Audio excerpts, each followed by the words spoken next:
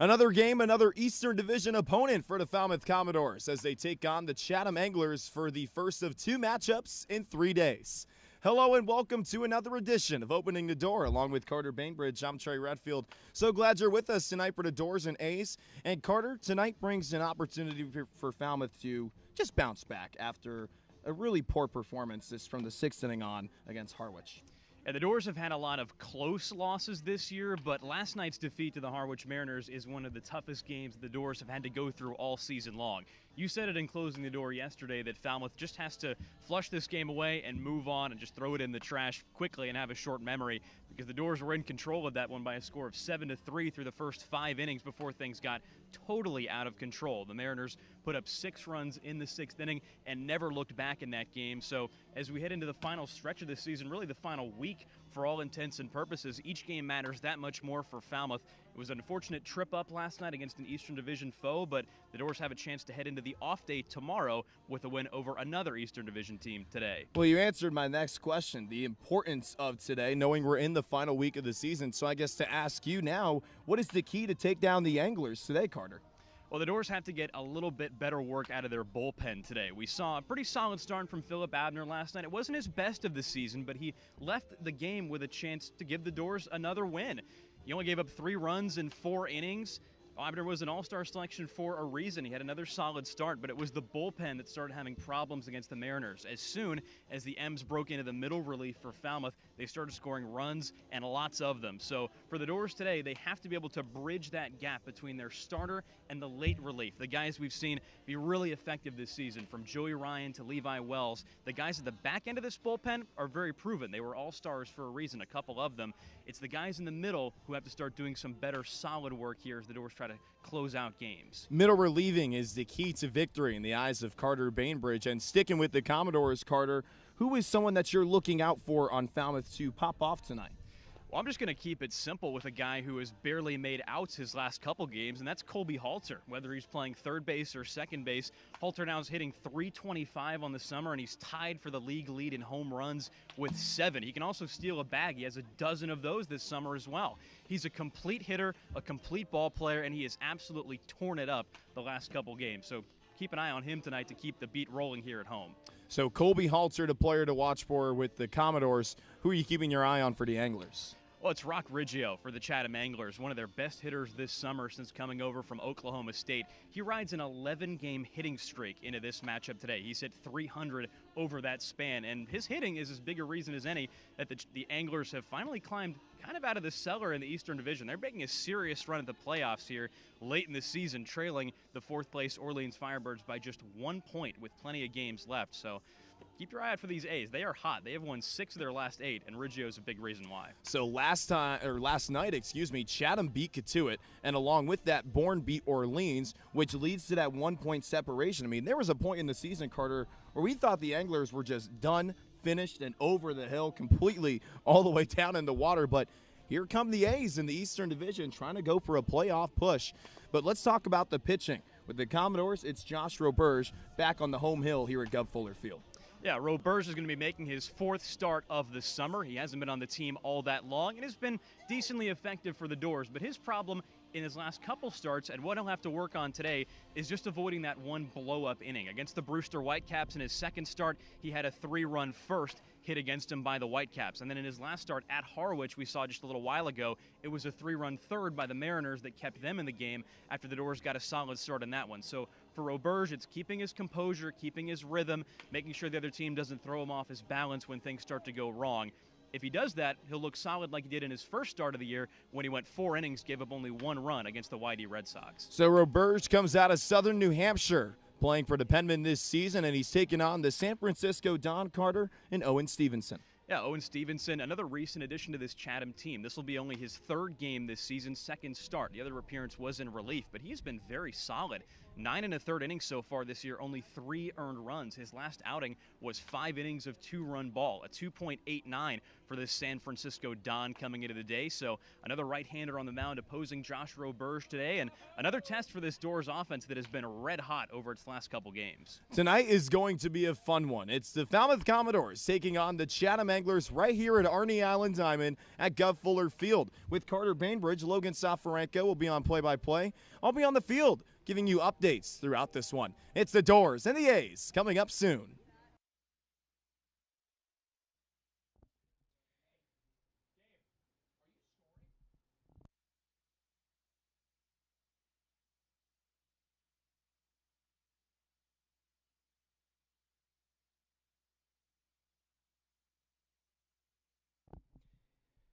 Ladies and gentlemen, boys and girls, welcome to Gov Fuller Field for tonight's matchup between the Chatham Anglers and your Falmouth Commodores.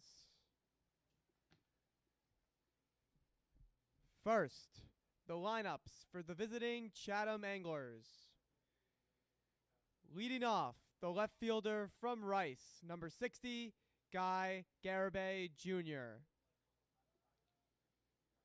Batting second, the shortstop from Oklahoma State, number 62, Marcus Brown. Batting third, the second baseman from Oklahoma State, number 57, Rock Riggio. Batting fourth, the designated hitter from Clemson, number 37, Cooper Engel.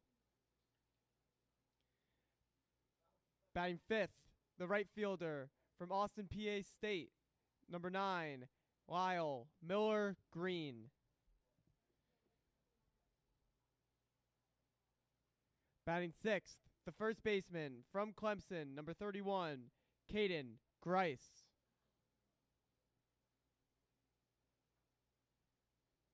Batting seventh, the catcher from UNC Charlotte, number 49, Caden Hobson.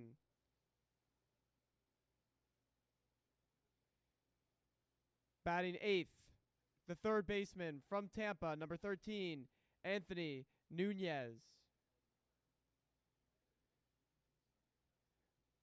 Batting ninth, the center fielder from South Carolina, number 10, Matthew Hogan.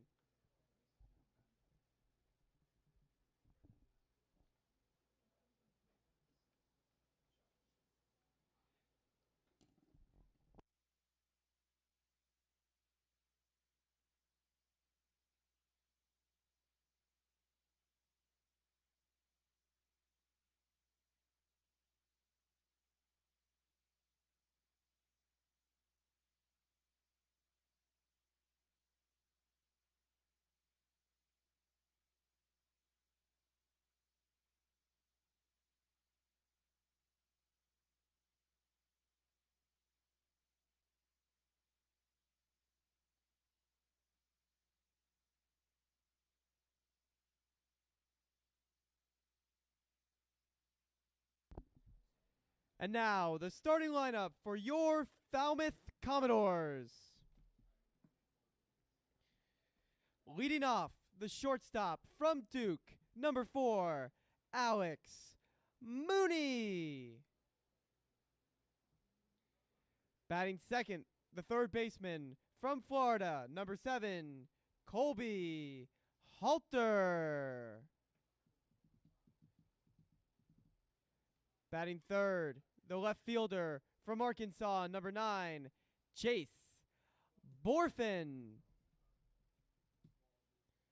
Batting fourth, the center fielder from Alabama, number 24, Andrew Pinkney. Batting fifth, the second baseman from Arkansas, number 10, Peyton Stovall. Batting sixth, the catcher from Oregon, number 12, Josiah Cromwick. Batting seventh, the first baseman from Oregon, number 33, Jacob Walsh. Batting eighth, the designated hitter from Georgia, number 25, Corey Collins.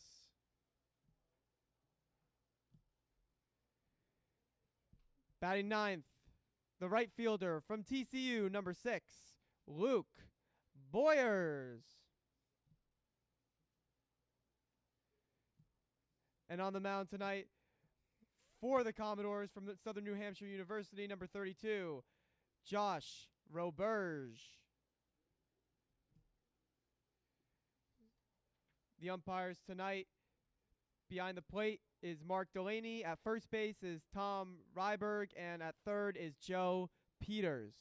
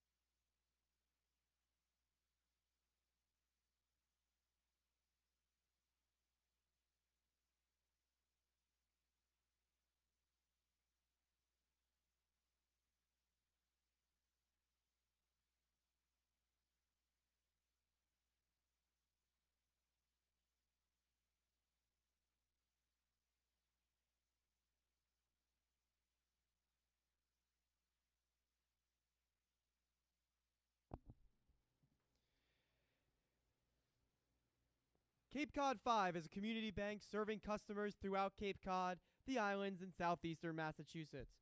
Founded in 1855, the bank's mission is to enrich the lives of those it serves while contributing to the health and vitality of its communities. Cape Cod 5 provides a full range of banking solutions, including personal and business banking, residential mortgages, investment management, and trust services. Cape Cod 5 is a long-standing supporter of the Cape Cod Baseball League and is actively involved in all the communities it serves.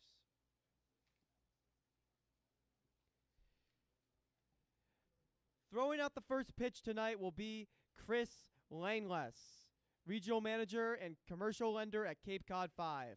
Chris lives in Falmouth and as a child spent summers on the Cape and recalls fond memories of attending CCBL games.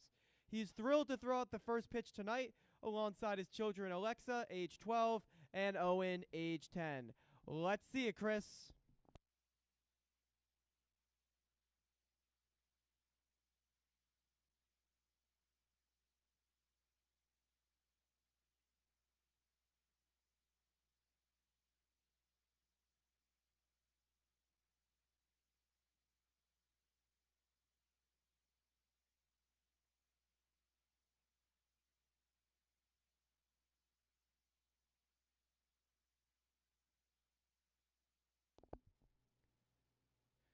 Performing the national anthem tonight is Donna Buckley. Dawn is a lawyer who most recently worked at the General Counsel to the Barnstable County Sheriff's Office. She currently serves as a board member for the Carousel of Light, the Falmouth Village Association, and Neighborhood Falmouth. Donna sings with the Waycott Congregational Church Choir. She and her husband, Troy Clarkson, live in Falmouth. Please rise and remove your caps for the performance of our national anthem. Oh, say, can you see by the dawn's early light what so proudly we hailed at the twilight's last gleaming, whose broad stripes and bright stars through the perilous fight o'er the ramparts we watched were so gallantly streaming, and the rocket's red glare, the bombs bursting in air, gave proof through the night that our flag was still there. Oh, say, does that star-spangled banner yet wave o'er the land of the free and the home of the brave?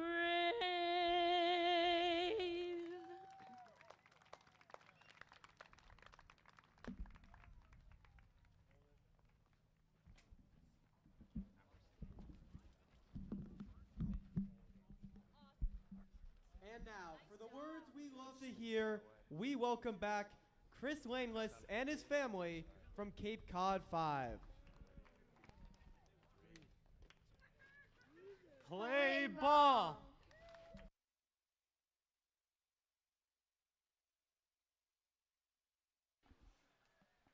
For the first time in over a calendar month, the Falmouth Commodores will take on the Chatham Anglers. The Commodores look to get back into the win column as the Chatham Anglers have been playing some great baseball as they enter today just 1 point out of a playoff spot in the East.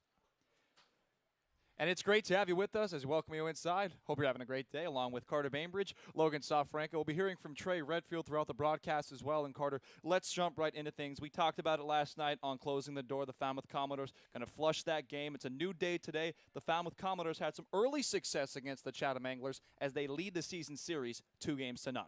Yeah, the Doors go from playing one Eastern Division team to another today, but not quite so lucky yesterday against the Harwich Mariners, a team they actually lost the season series to thanks to kind of a late-game meltdown yesterday in the bullpen. The Doors entered the 6th inning in that game, leading 7-3 before the M's put up a 6 spot in the top of the 6th inning, and the Doors never quite recovered. But as you said, it's time for Falmouth to just flush that game, move on, throw it in the trash, and focus on a Chatham Anglers team today that they've already beaten twice, like you said, in as many games. Well, that was early in the season. The Chatham Anglers have had a lot of roster turnover, and especially in these past couple of days, they've been adding a lot of new guys. But the Falmouth Commodores, they've been having a pretty consistent lineup these past couple of weeks. Yeah, and the Doors have been playing good baseball because of that. Not only have they kind of figured out who are their regular guys in the lineup, but the ones they've been putting out there have produced, namely the top of the lineup in Alex Mooney, Colby Halter, Jace Borfin in particular has been red hot since coming back from that knee injury. So for the Doors, they know who their usual suspects are, and they're hoping that they propel them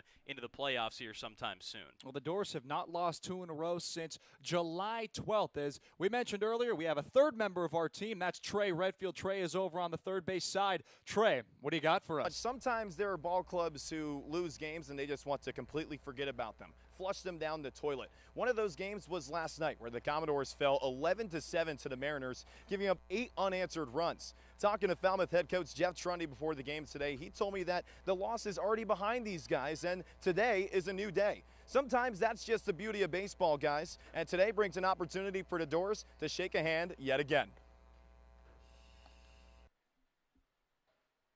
Well, that's the mindset of baseball. A new day, a new opportunity, and hopefully this game goes by a little bit quicker than last night's contest because they got Josh Roberge on the mound, and he likes to work fast, making another Gov Fuller start 2 in a row. Yeah, Josh Roberge, like you said, is a guy who keeps the pace moving in his starts. This is going to be his 4th on the summer. Roberge carries in a 5.25 ERA in his first 12 innings. To the mound today, 10 hits, 6 walks, 16 strikeouts, 7 earned runs over those 12 frames. He's still looking for that tightness in his pitches that he had the first time in his first outing against the Yarmouth Dennis Red Sox back on July 6th. In his last 2 starts, Roberge has given up 3 runs to both the Brewster Whitecaps and Harwich Mariners. So be on the lookout for him to work quickly today, and be on the lookout for a better first inning this time than his last Gov start when he gave up 3 in the first against that Brewster team. Well, now here is Guy Garibay Jr., who will lead things off for the Chatham Anglers. Marcus Brown, Rock Riggio, Cooper Ingle doing the cleanup work. Caden Grice batting 5th, Chuck Ingram batting 6th, Caden Hobson batting 7th. We are underway from the Gov as it's a first pitch strike to Garibay Jr. to round out that Chatham lineup. Anthony Nunez and then Matthew Hogan. 0-1 the count. That pitch misses outside. Garibay Jr. coming into today, hitting .226, 18 driven in. He's walked 10 times and has struck out 24 times. 1-1 is sent in the air to left center field. Pinckney moving back towards the gap, feels for the wall, and makes the catch. One gone here in the top of the first inning as we take you through the Falmouth Commodores defense. Just saw Pinckney out there in center, but outfield left to right. Jace Borfin, Andrew Pinckney, and Luke Boyers. No Drew Brutcher today. Luke Boyers playing right. And then we go to the infield. Colby Halter at third. Alex Mooney at short. Peyton Stovall at second. Jacob Walsh at first. Josiah Cromwick doing the catching for Josh Roberge. So now here is Marcus Brown, the Chatham Anglers all-star shortstop. We'll take ball one upstairs. Marcus Brown, talk about that all-star caliber season thus far, has not hit a home run yet. But he's got that power. 1-1 the count. Well, Marcus Brown, OK State, only hit 4 home runs this past spring, but he hit .309. So he was doing something right. 1-1 is lifted into left field for a base hit. 1 out single for Marcus Brown will bring up Rock Riggio. Now here is another Oklahoma State Cowboy. And this is a guy we outlined in opening the door that Falmouth is probably looking at today and thinking if there's one guy in this Chatham lineup they don't want to beat them, it's Riggio, because he carries in an 11-game hitting streak that so far has propelled the Anglers into playing some better baseball. The A's are 6-2 in their last 8. And this guy's a big reason why, hitting .300 over his last 11 games. He hit 4 home runs in batting practice today. He looks at ball one upstairs. Riggio has struck out 31 times this year, though, so he's not afraid to go after some pitches.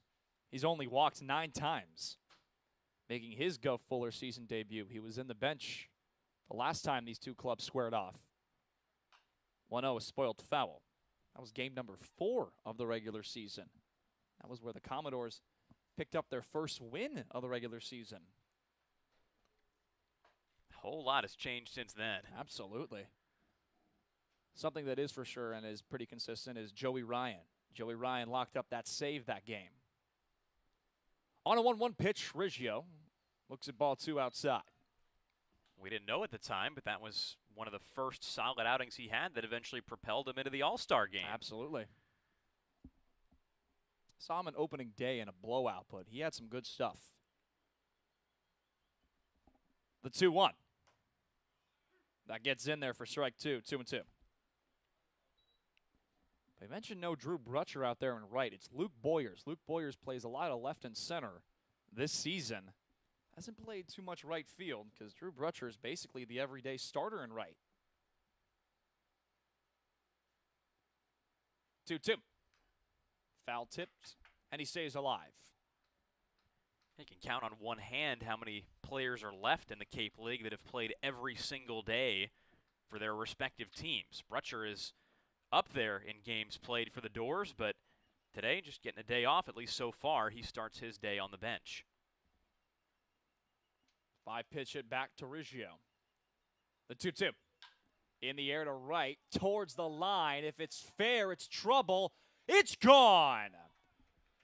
Rock Riggio makes it 2-0 Chatham in the top of the first inning.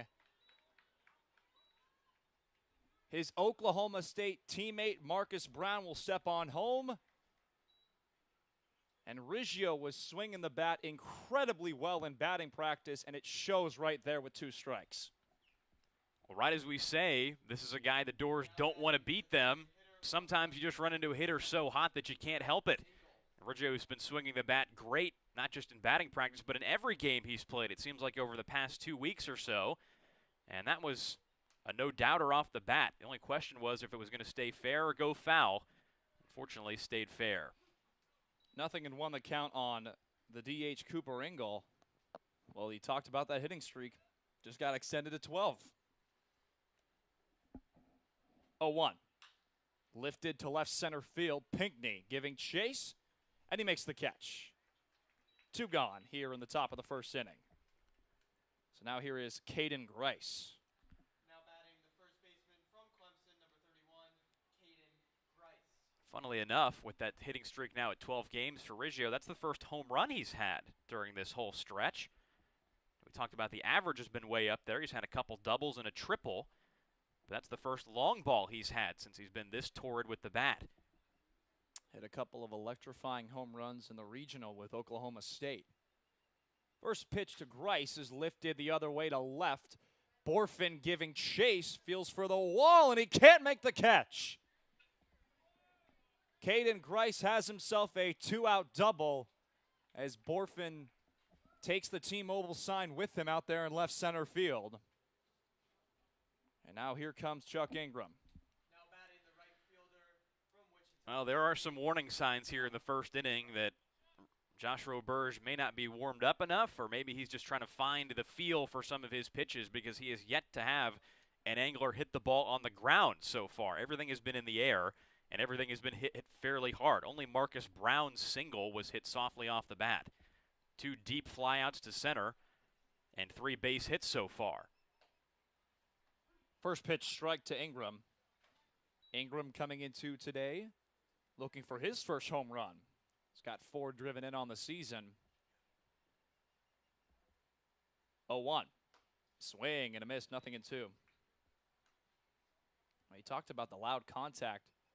Something that Roberge would like right now is a strikeout. Well, Ingram's a good candidate. He's done it 23 times, 58 at bats. Make that 24. We now go to the bottom of the first inning. 2-0 Chatham on top.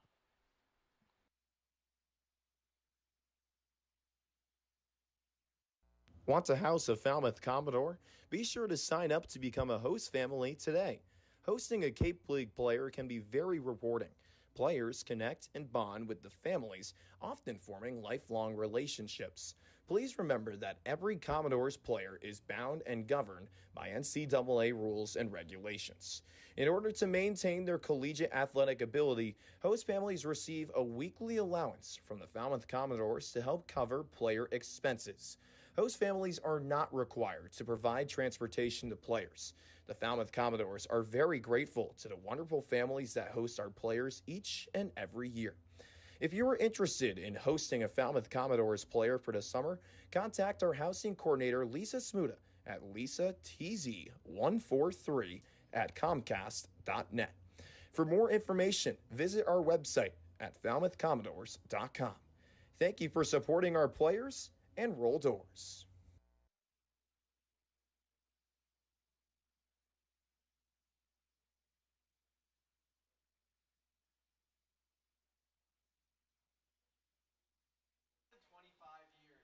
Well, back here at Gov Fuller Field, the Falmouth Commodores trail 2-0 to the Chatham Anglers. Owen Stevenson will be on the mound for the Chatham A's. The Arizona State Sun Devil will look to keep this Chatham lead, but the Doors have a pretty powerful lineup, but this righty's been slinging it. If the ball is carrying today for the Doors like it just did in the first inning, then Falmouth's red-hot offense is about to have a pretty interesting evening against Owen Stevenson, this right-hander out of the University of San Francisco, where he pitched 19 games this spring, 11 starts, to a 4.57 ERA in 69 innings. He's headed to Arizona State next year via transfer, and so far this summer with Chatham has pitched in 2 games, 1 start, to a 2.89 ERA in his first 9 1/3 innings. So this right-hander's been pretty solid for the A's since coming over from USF. Well, the Falmouth Commodores are rocking their black. Alex Mooney will lead things off, and talk about the hot offense. He's been pretty hot. He's raised his average quite a bit. It went down for a game or two, then went right back up. But the Falmouth Commodores will have Alex Mooney, Colby Halter, Jace Borfin, Andrew Pinckney doing the cleanup work. Peyton Stovall batting 5th, Josiah Cromwick back in the lineup batting 6th, Jacob Walsh batting 7th, Corey Collins DHing batting 8th, and then Luke Boyers batting 9th. Well, you talked about how this wind is carrying. So we'll see if Mooney can use that to his advantage. First pitch he sees, he lifts foul out of play, 0-1. Mooney coming into today, hitting .272, 4 home runs, including that inside the Parker at Doran Park. 15 runs driven in. He's walked 12 times and has struck out 24 times. On a 0-1 pitch, Mooney looks at ball one inside, 1-1.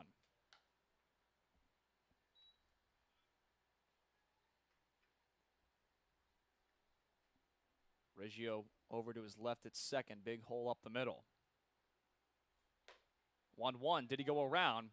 He did not, according to first base umpire Tom Ryberg. 2-1 the count. Tom Ryberg, the first base umpire. Joe Peters at third. Mark Delaney behind home plate. On a 2-1 pitch, Mooney draws ball 3.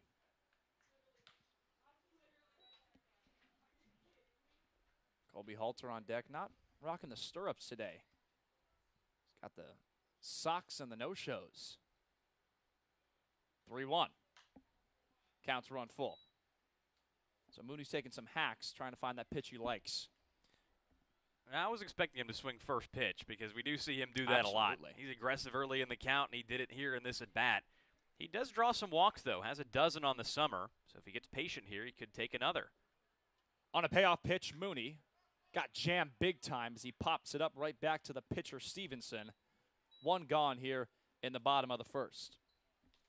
The Chatham Anglers defense, Nunez at third, Marcus Brown, the shortstop, Rock Riggio at second, Caden Grice from Clemson over at first, and then outfield left to right, Guy Garibay Jr., Hogan, and then Chuck Ingram with Hobson doing the catching for Stevenson. So now here's Colby Halter, and here's a guy who's been raising his average. Perhaps just did it in the Hyannis game the other night.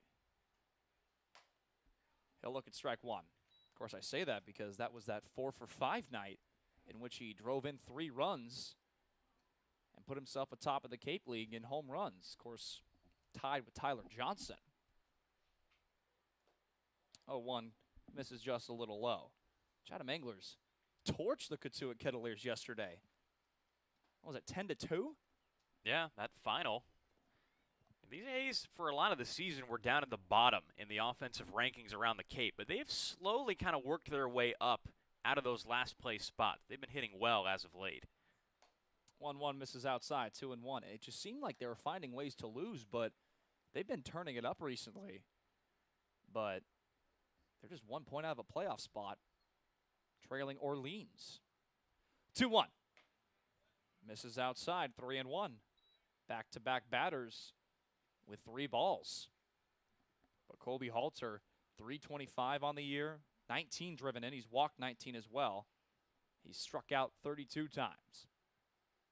On a 3-1, Halter looks at strike 2. Another full count. Halter has reached base in 8 of his last 11 plate appearances. 5 for 8 with 3 walks. He's been about as hot as any batter in this lineup today for the Doors. Payoff is spoiled foul. We'll do it again.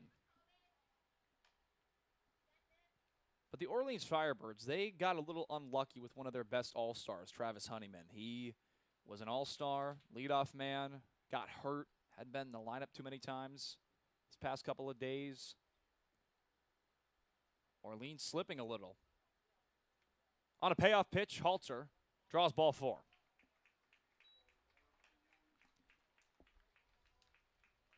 He'll make that 9 for his last 12 plate appearances that he's been on base. And as he said, just looking around the league, there are teams that have said goodbye to some of their best hitters. Orleans had to wave goodbye to Honeyman a little earlier than they would have liked. How many guys did Katuitt have that went onto the draft? Brewster saying bye to Alex Freeland. He led the Cape in home runs for a long time. But with that said, the Doors are lucky to still have a couple of these guys who are still here. And they Colby Halter, Jace Borfin. They get guys that are coming in, at least in the past couple of weeks, that are back active, including this guy, Jace Borfin. He'll look at strike 1 on the outside part of the strike zone. Borfin, 324, 2 home runs, 9 driven in. He's walked 7 times and has struck out 9 times, so all that hype, it's paying off. They check on Halter again. At Doran Park last Friday, the Falmouth pitching staff, it was Jerron Watts-Brown. They picked off their first runner of the season. Picked off Chris Brito. 0-1. 0-2 quickly on Borfin.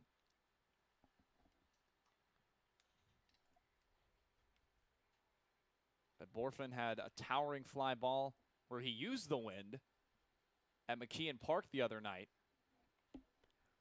So a shot that sailed into the trees. 0-2. Foul tipped into the catcher's mitt of Hobson for strike 3. And there are 2 gone as Pinckney comes to the plate. Now batting, the center fielder from Alabama, number 24, Andrew Stevenson Pinckney. just blew the fastball right by Borfin. We haven't seen a lot of right-handers do that so far this season. Jake's been swinging a mighty hot bat. His first 34 ABs up to 324 entering the night, but he starts his day 0 for 1.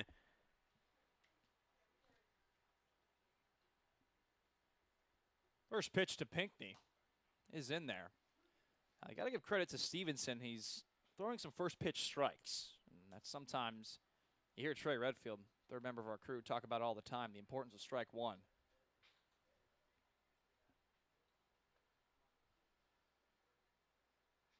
Lengthy delivery here as Pinckney looks at ball 1 inside.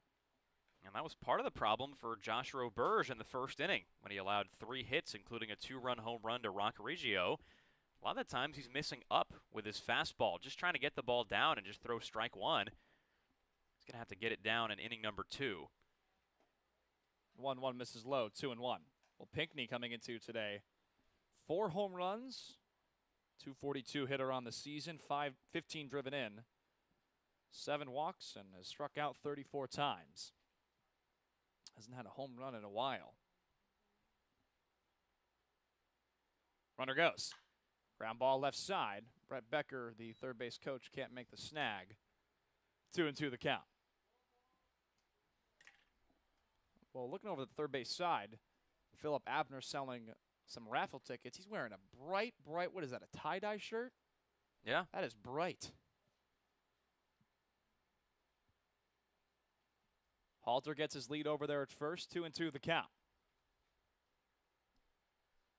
Pinckney grounds one left side. Nunez gathers and fires over to first, and the inning is over.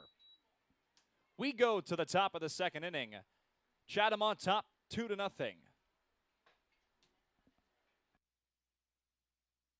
First time in 2 years, it is back. The 2022 CCBL All-Star Game is about to commence right here at Spillane Field in Wareham, Massachusetts. Hello and welcome to an All-Star Game edition of Opening the Door along with Tommy Mumau. I'm Trey Redfield. So glad you're with us. Tommy, it should be one heck of a day. It's going to be a ton of fun. Home Run Derby, All-Star Game right after that. That'll play. I can't wait. It's going to be a great day. You and I were talking about it. I mean, we've never really experienced anything like this covering an all-star game, so I know for us it's great, and for the fans it's awesome as well. And for the Commodore All-Stars, it's going to be one heck of a day as well. 6 of them coming from Falmouth. It's Colby Halter, Alex Mooney, Andrew Pinckney, and for the pitchers, it's Joey Ryan, Philip Abner, and Levi Wells. Tommy, last time I checked, that's not a bad group of 6 right there. No, it's an outstanding group. I mean, you take a look at Andrew Pinckney and Colby Halter. They were named starters for this team. They've been outstanding. I mean, they really helped the team get back into the playoff race, and they certainly deserve it, all of them do.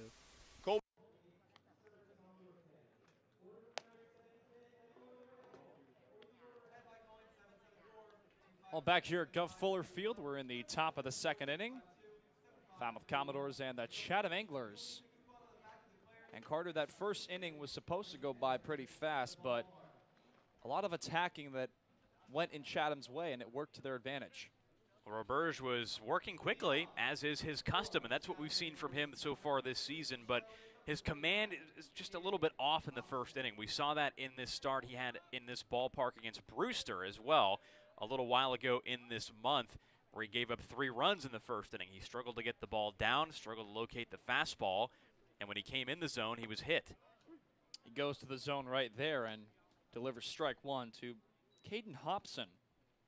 Just 1 at bat to his name on the season, 0 for 1.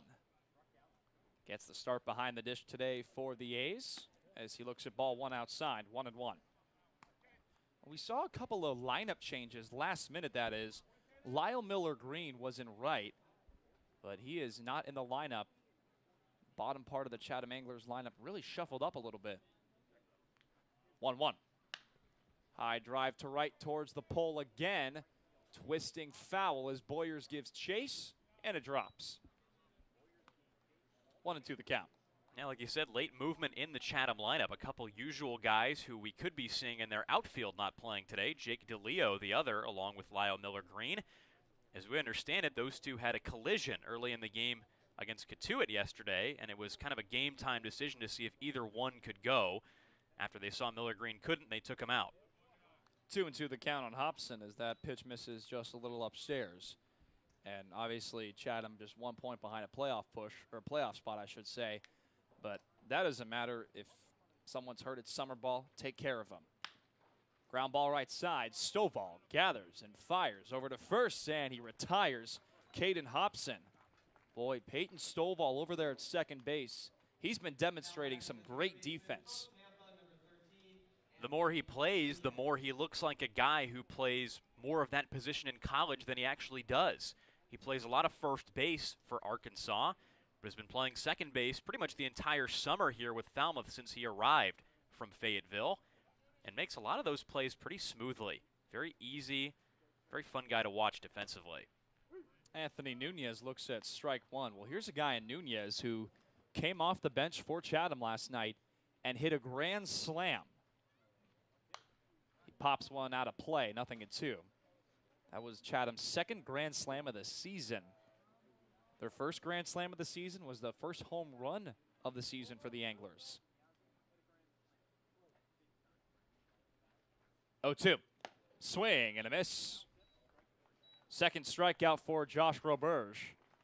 And there are two gone here in the top of the second. This is the kind of inning you want if you're Josh Roberge.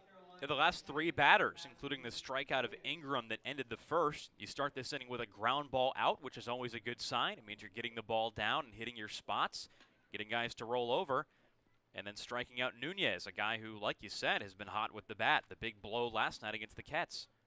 Hogan shows bunt, and it gets foul, 0-1. Well, Matthew Hogan, 137 hitter with this past spring in the rear view mirror. Played 39 games with the Gamecocks at South Carolina. Behind in the count, 0-1. Shows bunt again. Did he offer? He did. 0-2. But Hogan coming into today, 28 games with the Chatham A's, just 9 hits.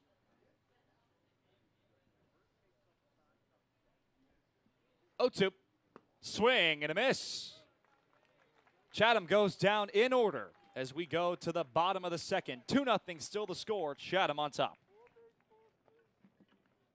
Our game coverage rolls on for the Falmouth Commodores, and we have third baseman Colby Halter here. He's actually starting today for the Western Division. You hear that, how's that make you feel? Definitely pretty good. It's an honor for sure. You know, you've been at third base at Florida. You played a little bit of second as well. What's it been like mixing it up a little bit in the end? Yeah, you know, I'm pretty used to it. Pride myself on being able to play all three. Just being a baseball player, so it's good. 6 home runs on the season. You're not in the home run hitting contest. Can we agree and say this is a highway robbery? Yeah, snub, for sure. Such a snub. There's nothing better than Colby Halter choking up on the bat and hitting bombs to right center field. Isn't that right? Love it. Something like that. Something like that. But that old school vibe you bring, you know, you love it. Why is that? It's kind of how I was raised, you know. I feel like a blue collar, hard-working guy, and I love watching guys that are gritty and play the game the right way. So that's what I try to do.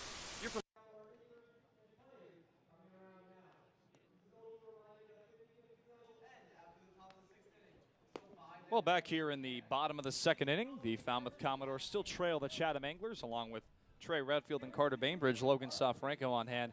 Peyton Stovall, Josiah Cromwick, and Jacob Walsh will get things going here in the bottom of the second. And Carter, before the first out in the top of the second inning, you said Roberge needed one of those innings, and he got that. Got 2 strikeouts as well. He did. In his last 2 starts in this building, Roberge has given up runs, multiple runs in the first inning. The big blow today, the 2-run shot by Roberge with 1 out. The last 4 batters Roberge has faced, 3 of them have struck out. The other one, Hobson, hit a ground ball to second base. So you like those results lately for Roberge, who, if he can settle down, can certainly go further in this game than it looked back in the first. A lot of outside pitches to lefty batters getting called for strikes. Stovall didn't want to swing the bat there, as that was a strike, missed a little outside. 0-1. 1-1 the count now. Stovall coming into today, hitting .232. 2 home runs on the season, 10 driven in. He's walked 10 times and has struck out 5 times.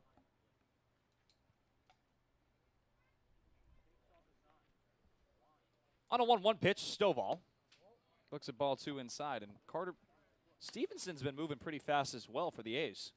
He has. He's got a good pace, but the only pitch that he's really located so far is the fastball. His off-speed and breaking stuff has all been low. 3-1 the count now. And the fastball he started Stovall with in this at-bat was well located, and the one he struck out Borfin on as well back in the first inning was in that spot on the outside corner. Chopper to the right side. Riggio fires over to first and retires Stovall. 1 gone. A lot of 4-3 groundouts, and that's something that Stovall doesn't do this much, I should say. He's only struck out 5 times this season, but he'll ground out a lot. Last night, Stovall had an opportunity to get some runs back for the Falmouth Commodores. Bases loaded, 2 outs. He grounded to the right side and was retired. So now here is Josiah Cromwick. Looks at a breaking ball outside, 1-0. Josiah Cromwick, a guy looking for his first extra base hit on the season. On a 1-0 pitch, Cromwick looks at ball 2 upstairs. 204 hitter, 4 driven in. He's walked 4 times and has struck out 15 times.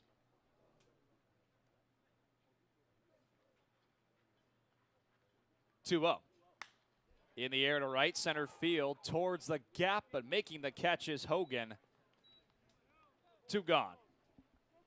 That thing just kept on slicing.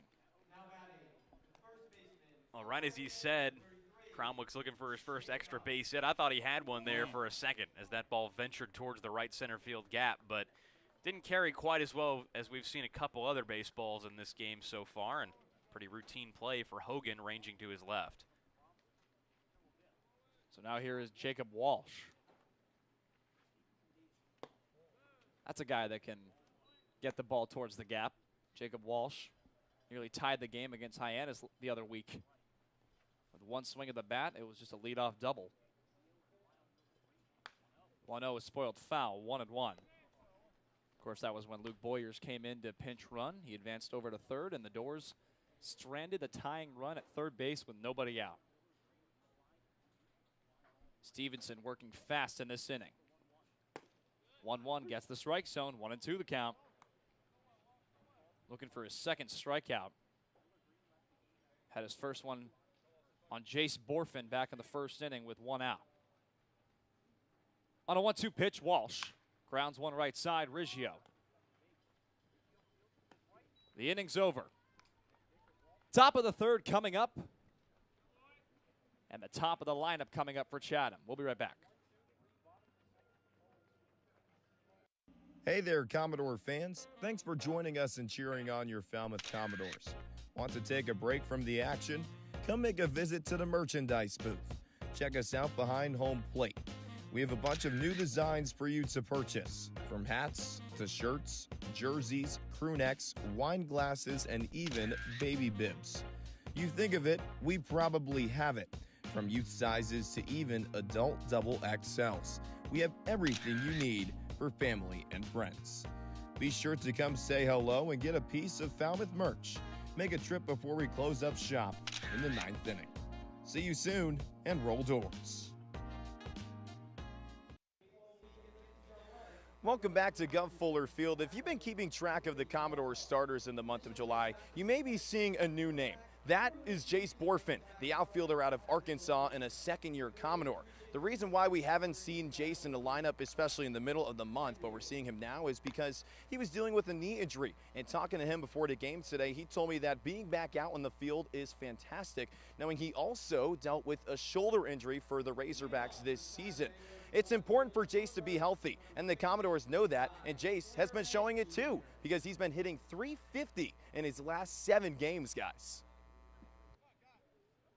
Well, Jace Borfin's been doing something right, as the top of the lineup in Guy Garibay Jr. will step into the batter's box for the Chatham Anglers. He'll look at ball one upstairs. It's good to see Jace healthy. Really high prospect in next year's draft. On a 1-0 pitch, Garibay Jr. looks at ball 2 as it one hops the plate and gets the face mask of the home plate umpire, Mark Delaney. Well, we saw the merch shop ad. Those bucket hats are in now. Those things are looking good. Just a couple of home games left for everybody to visit the merch shop. 2-0 misses way inside, and that one hits the right leg of the home plate umpire, Mark Delaney. But 3-0 the count on Garibay Jr. Well, Roberge is just looking for his release point right now. He's missed with 3 different pitches in this at-bat in 3 different spots.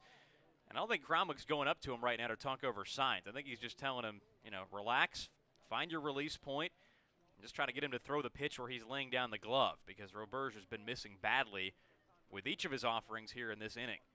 Doesn't look like he did in the second when he faced the bottom third of the order, I should say, for Chatham, and got them all out in order.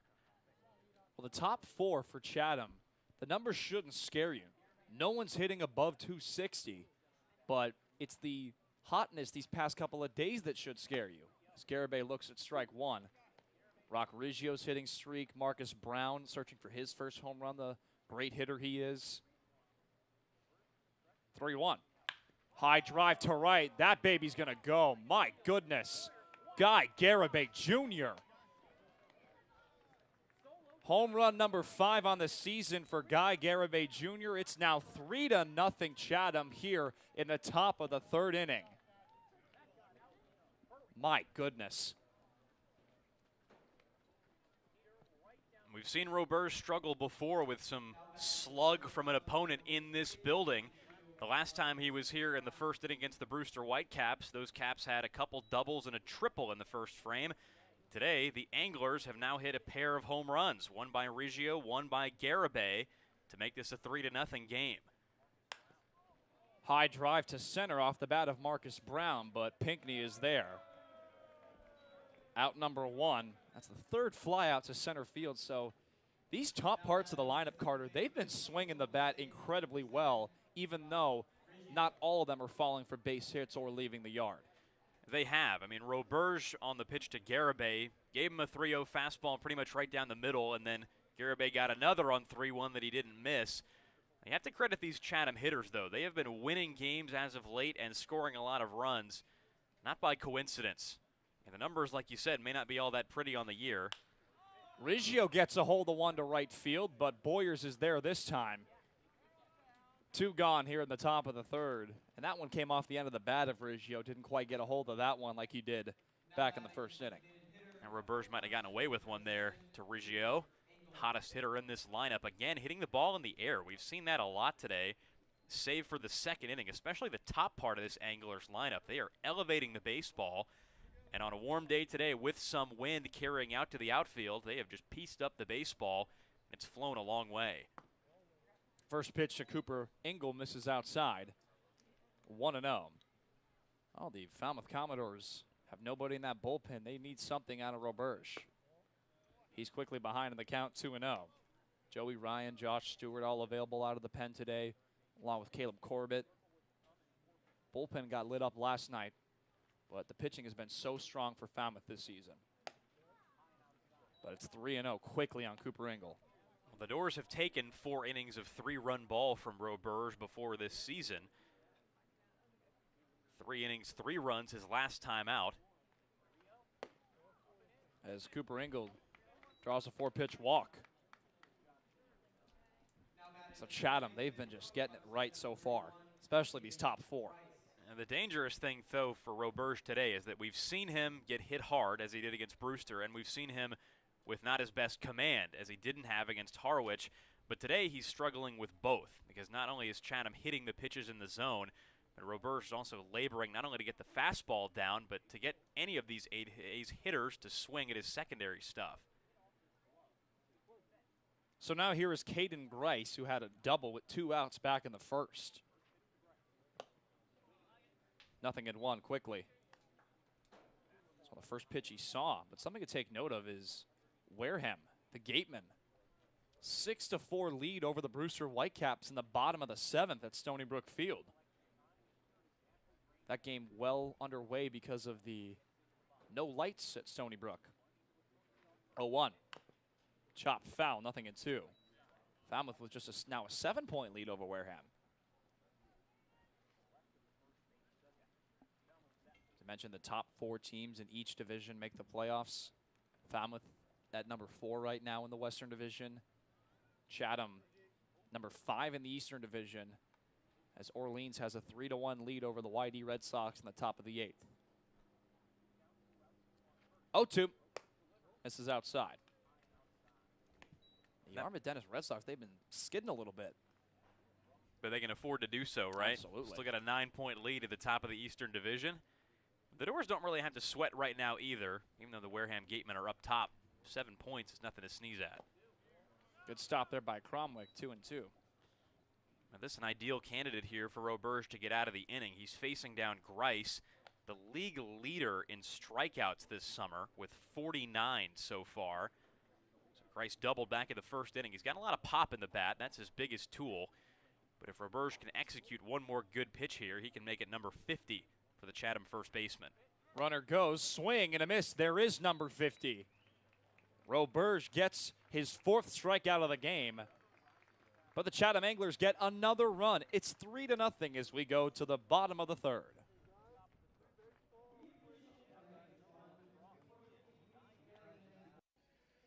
All-Star game coverage rolls on for the Falmouth Commodores. Trey Redfield here with pitcher Philip Abner out of Florida. Philip, welcome to the All-Star game. Pleasure to have you. How do you feel? I feel, great. It's been awesome so far. I can't wait to get started. You're doing this along with Colby Haltzer, teammate with Florida. How does it feel to do this along with another Florida Gator? It's been great. We drove here together. We've had a lot of fun here this summer, so I can't wait to play with them today. Coming all the way from Charlotte, North Carolina to play baseball in Falmouth, Massachusetts. What was the idea of coming to play ball up here? Why Cape Cod? Cape Cod, it has the best college athletes out here, and I just wanted to get some good exposure, Been having a great season so far. An ERA under 1.5. You're leading the league among active pitchers. You hear a stat line like that. How does that make you feel knowing we're going into the final stretch of the season? To be honest, it's a little pressure to keep it up, but I'm just trying to do what I've always been doing, and it's just baseball.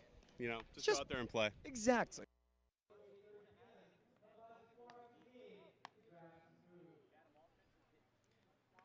Well, welcome back to Gov Fuller Field. The Falmouth Commodores trail the Chatham Anglers by a score of 3-0.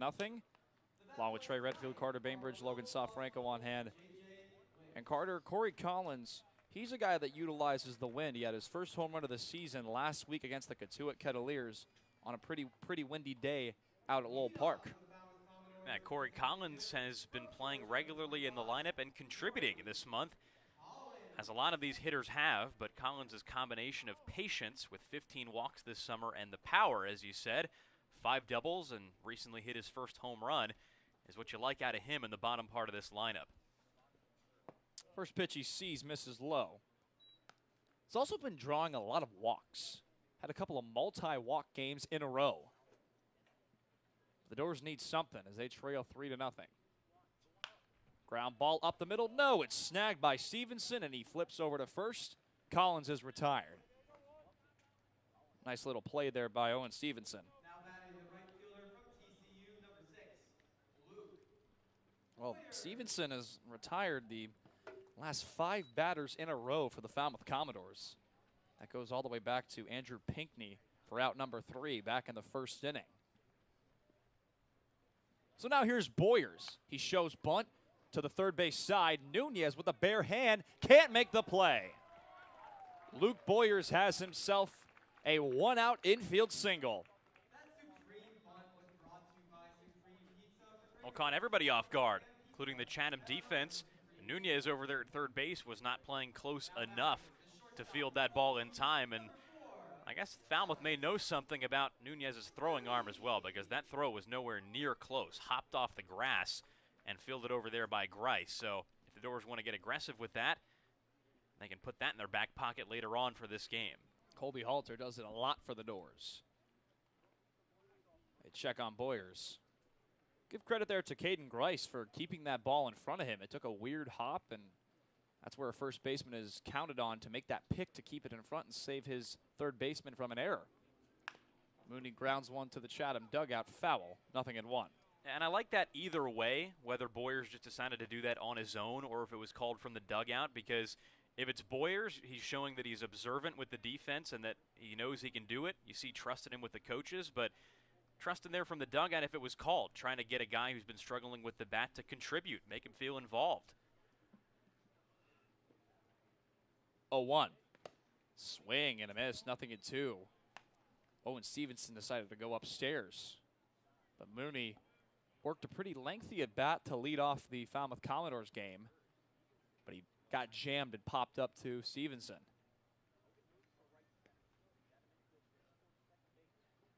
On a two-strike pitch, Mooney pops this one foul behind home plate. Out of play. We'll do the 0-2 again. And you talk about the fastball upstairs for Stevenson. The last two for Mooney have been higher than that. They've buzzed a few shingles up on the rooftop, if we're talking about up in the zone, but Mooney at least got a bat on that second one.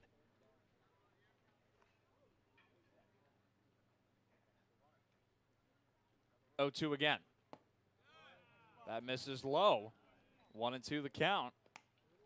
Mark Delaney said that was just a little bit below the knees. So Mooney lives to see another pitch.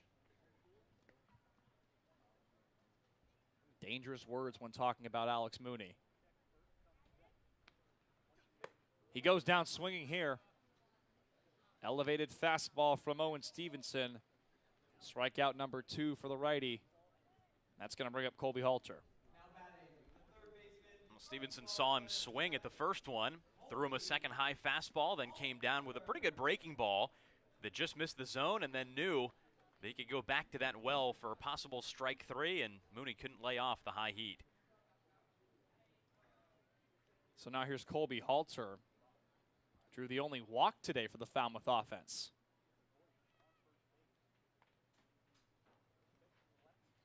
Grounds one right side. Riggio again. He's been busy there, and Halter's retired.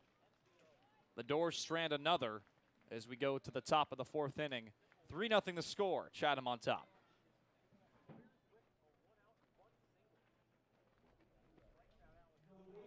Right, but you've started, you've relieved. Which one do you like and why?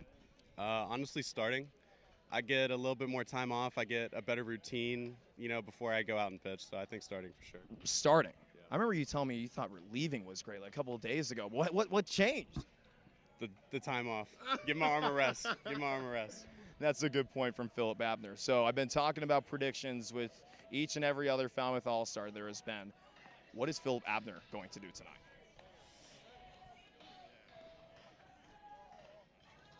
All right. Pitch in the 3rd inning. Okay. 2 strikeouts, 1 ground out. 3rd inning. 2 Ks, 1 ground out. That's what Philip Abner is looking for. We're going to find out if he's going to be able to do that at 6:05, first pitch right here in Wareham, Massachusetts. That's Philip Abner. I'm Trey Redfield. The All-Star Game coming up soon.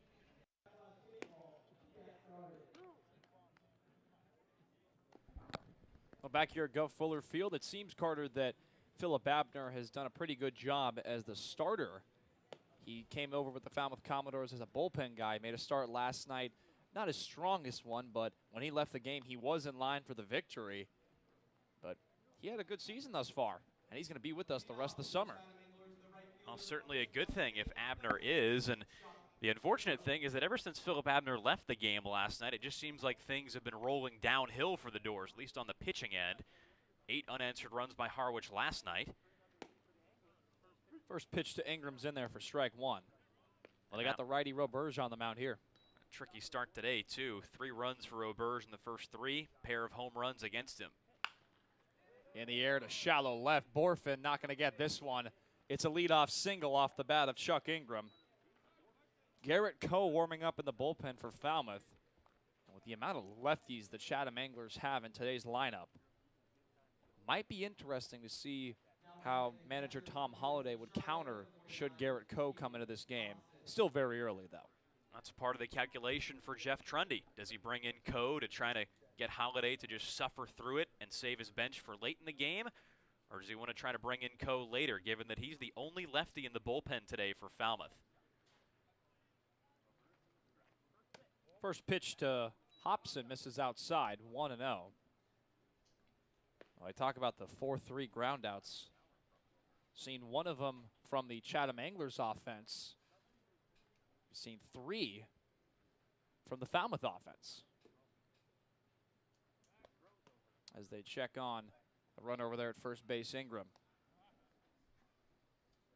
But they're planning a lot of these lefties to pull. Both home runs have come off the bat of lefties for the Chatham Anglers to right field. 1-0. Foul behind home plate, count even at 1.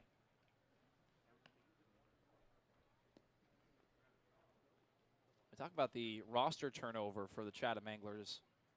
The last time the Doors and the A's squared off, they had 3 catchers for the Chatham Anglers. 2 of them aren't even here anymore. Hobson gets jammed big time there as Mooney's underneath it and makes the catch. 1 gone. So now here is Anthony Nunez. And this is a guy that's got a pretty crazy story when it comes to the way he got drafted. He was selected in the 29th round in the 2019 MLB draft by the San Diego Padres. First pitch he sees, he takes a hack at it and comes up empty, 0-1. Of course, Roberge was drafted last year in the 11th round, but Anthony Nunez actually played minor league baseball. Played in the Class A Lake Elsinore Storm of the California League. Over in that league, the Rancho Cucamonga Quakes, the Inland Empire 66ers. Now here he is on Cape Cod. As he looks at ball 1 upstairs, 1-1. He's a career .217 hitter in his 2 seasons throughout minor league baseball in 2 different levels. You and I were talking about that post game, and it's pretty impressive as he lifts a ball high and deep to right. Coming in is Pinckney, and he makes the catch. 2 gone. Now, Nunez now a 21-year-old freshman at the University of Tampa, sophomore next year, just finished up his freshman spring, and very rare that we see guys actually play in the minor leagues and then come into this league. He's the only one I can recall that we've seen so far this summer. There have been plenty of guys who were drafted in high school who then come to play on the Cape League after coming over from college. Most of them who are here ended up going to play collegiately before they took that offer. Hogan shows bunt. It's down the right field line.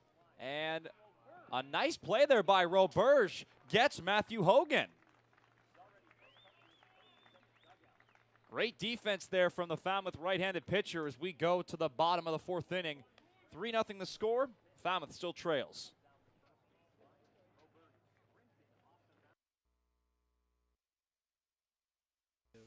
Colby Halter will be at third base. Andrew Pinckney will be in the outfield tonight for the Western Division. And Tommy, this is your first time covering the All-Star game, and it means a lot more to you because last year you were with the Doors and you didn't get to do this. How much does this day mean to you? I think it's great. I'm excited to cover it. Last year they named All-Stars, but like you said, no All-Star games. So I think it'll be great. I mean, such a great event for everybody to be able to come out. You know, there's autograph signings too. So I think all around a great day for everybody. And all around, there are great players. Guys on the mound, guys in the infield, outfield, guys at the plate as well. This is the best day for the best league. It's really simple as that. So my question to you, Tommy, who is someone that you're keeping your eye on tonight from either the East or the West? I'd have to go with Brock Wilkin from Harwich. I mean, he's going to be in the Home Run Derby, and he's an all-star. And You know, he's been outstanding. Won the MVP last year and having another good year, obviously. So him for sure, and then obviously all the Commodores as well. As you should be, all the Commodores at the end of the day. So something we always do, like we always have with Tommy Mumau with opening the door, is that you always have to make a prediction.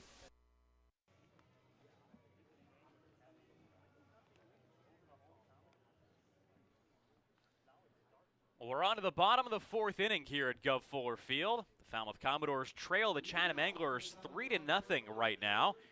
The A's have taken an early lead on the strength of 2 home runs, a 2-run blast by Roberge, and then a solo shot by Guy Garibay in the 3rd inning. Carter Bainbridge, along with Logan Soforenko and Trey Redfield, our field reporter today, as Owen Stevenson delivers the first offering to Jace Borfin at the plate. For Falmouth, the left fielder hitting 3rd today with Andrew Pinckney on deck and Peyton Stovall in the hole. The heart of the Doors lineup due up in this inning. Stevenson's 1-0 is popped up left side. Nunez running over into the grass, but it plops right in front of the bleacher seats out of play. And probably right in front of him as well by about 3 feet, but he knows he can't make a play on that one because even if he catches it, that's a foul ball because it's out of play. So the count 1-1 now on Borfin, who's 0 for 1 today. He struck out against Stevenson back in the 1st. 1-1 is line foul again left side over towards the trees, and it's a free souvenir for whoever retrieves it. They've been going there a lot these past couple of days. 1-2 now on Borfin. Stevenson's delivery. Check swing foul left side this time, and caught by Brett Becker over there at 3rd base. That's that kid's 2nd ball. He's got 2 balls in his hand. He just threw the ball to a kid in the glove, and he's got 2 now. 1-2 from Stevenson. Good take by Borfin down low, and it's 2-2. Well, Stevenson struck out Jace back in the 1st inning on a fastball on the outside corner. Let's see what he does here with 2 strikes. Ground ball this time through the hole on the right side, base hit.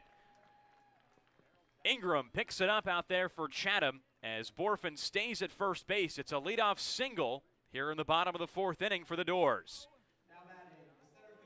Well, he worked it, spoiled a couple of pitches, pulled it right side. First hit of the day for the Falmouth Commodores that left the infield. Just the 2nd hit today. Last inning was the 1st, the bunt single to 3rd base by Luke Boyers. So here's Andrew Pinckney with Borfin at 1st base and nobody down here in the 4th inning.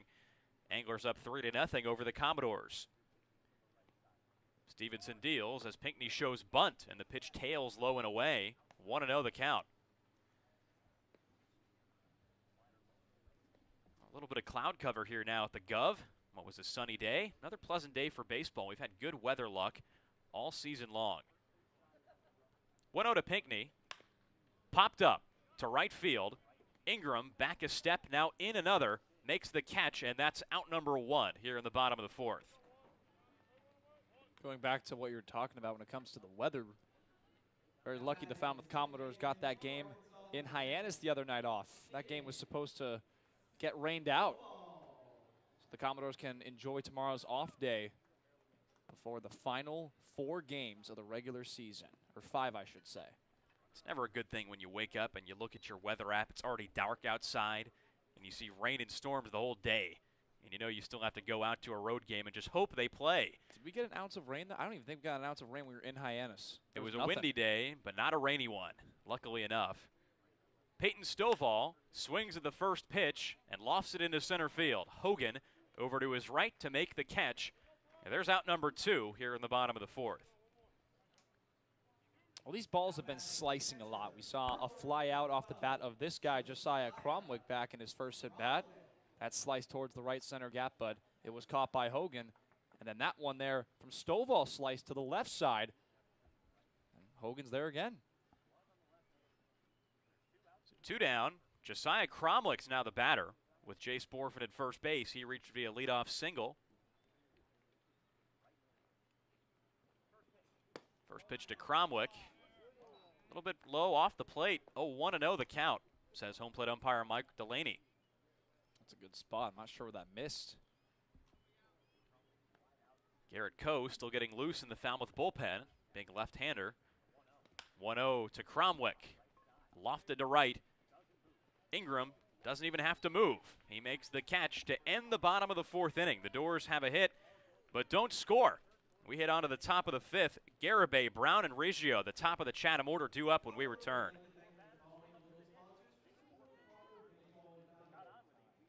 What are you most looking forward to this season? I'm just looking forward to, I mean, it's obvious, but just the games, you know, seeing some great baseball, some great talent, and working with all these interns and really just learning, you know. I'm just excited to get to know everyone, do some fun social media stuff, make a lot of TikToks, and watch some baseball. I'm looking forward to spending time with all of the other great interns, looking forward to watching good baseball, spending time around the field, and being in Falmouth again. It was just such a great experience last year. I mean, there's nothing better. I mean, it's the best players in the country, and the opportunity to cover them is awesome.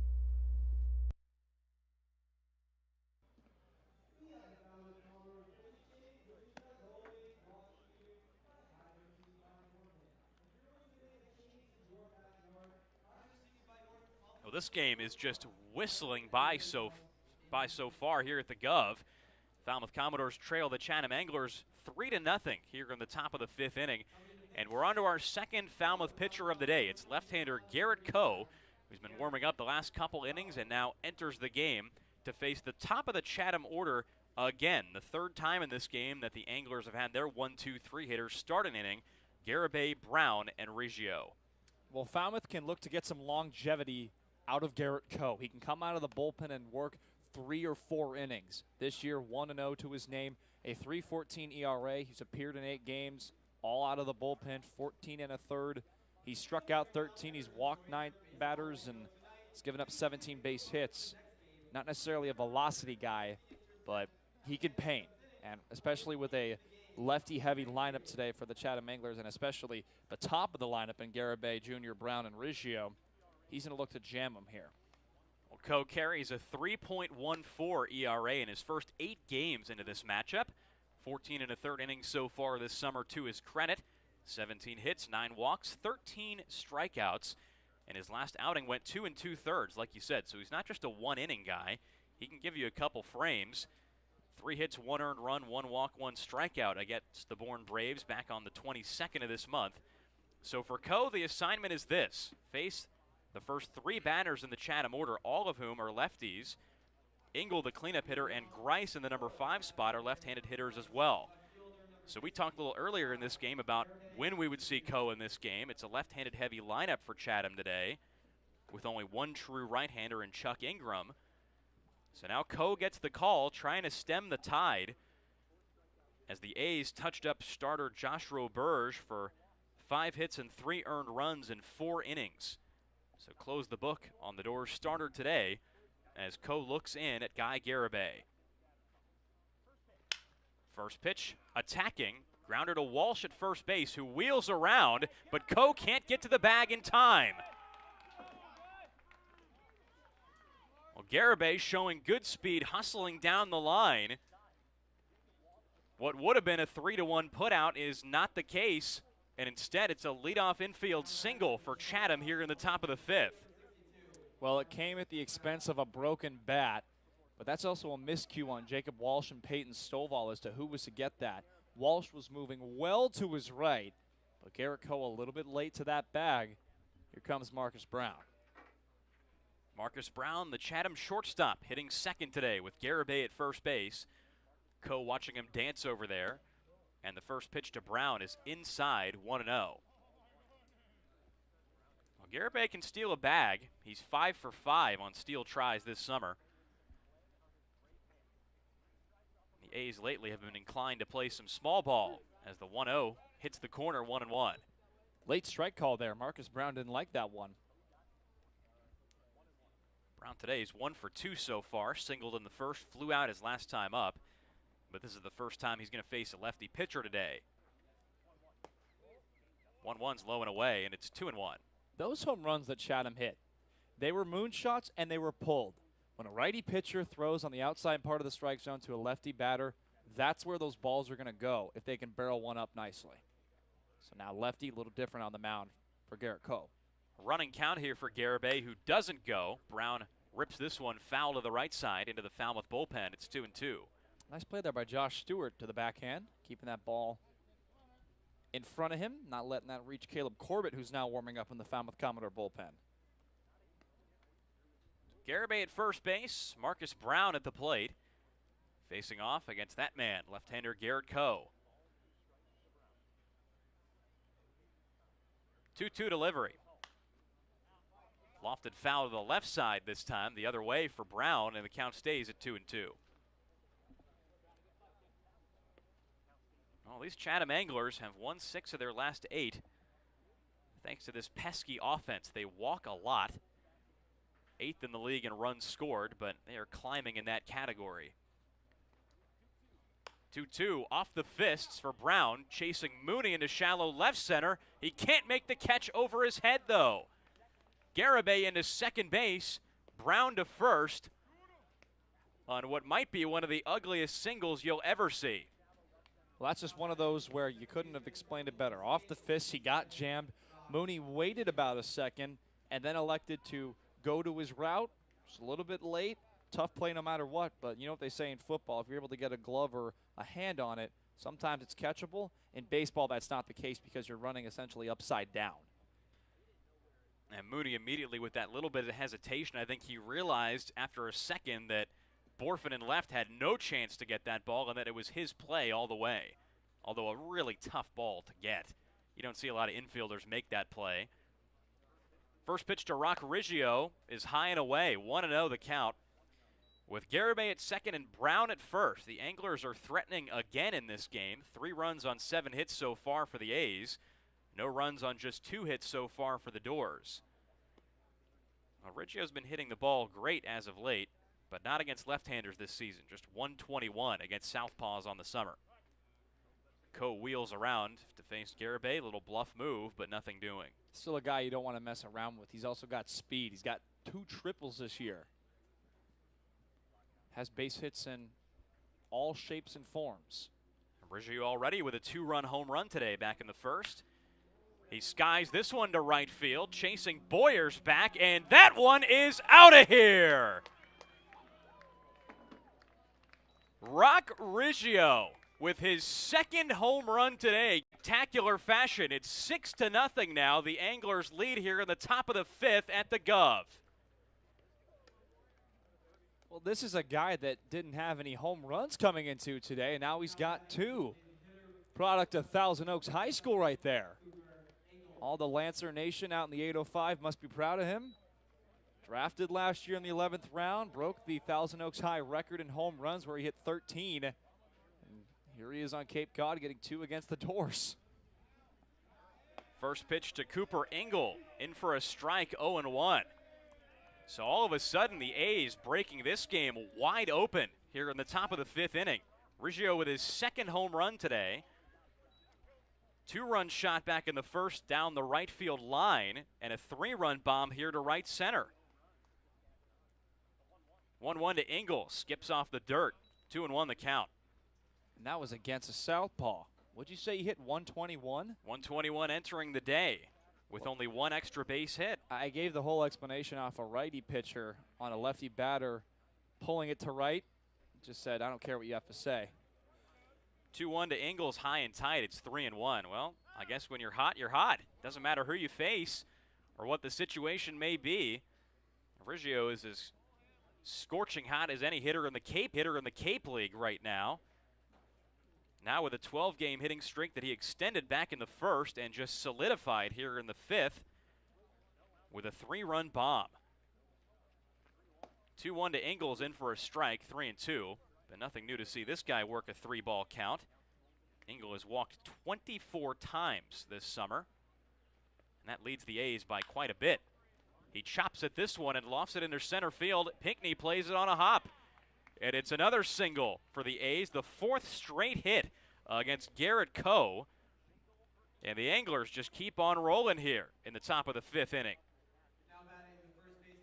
Maybe they like left-handed pitching better. I don't know. 4 for 4 against Garrett Coe, but my goodness, who is this team? these are not the Chatham Anglers that we thought we would see coming into today, hitting home runs, making pitchers work in counts, and drawing ball fours. First pitch to Caden Grice is in for a strike, 0-1 the count. Well, this Chatham offense, we knew they walk a lot. The A's and the Doors tied for first entering the day in bases on balls, but Chatham with only 20 home runs coming into the day. That was good for 7th in the Cape League, but they have 3 so far. Grice grounds this one to the right side, through into right field for a base hit. 5 straight hits for the Anglers here in the top of the 5th inning against Garrett Coe. Grice now at first, Engel to second base. And this Chatham team is just hitting the seams off the ball right now. Well, maybe a righty batter can change the luck right now. And Chuck Ingram, Caleb Corbett, he's throwing pitches in that bullpen. A little more sense of urgency now.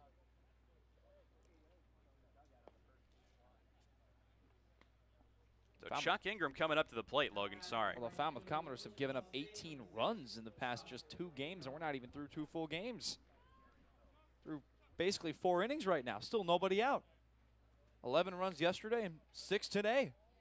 My math is wrong, that's 17 runs.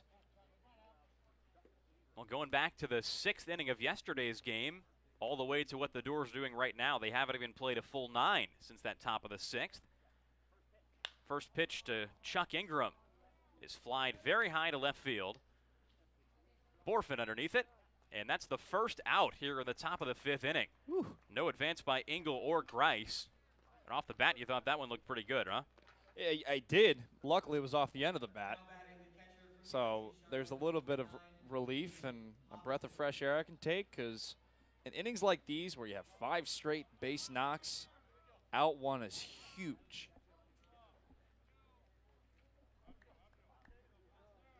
Well, in the past 8 1/3 innings, dating back to yesterday's Harwich game, the Doors have now allowed 14 runs. That big 6-run spot by the M's in yesterday's game in the 6th was kind of a haymaker that hit this team, and they're still staggering into today's matchup. First pitch to Caden Hobson, gets away from Cromwick, and both runners move up.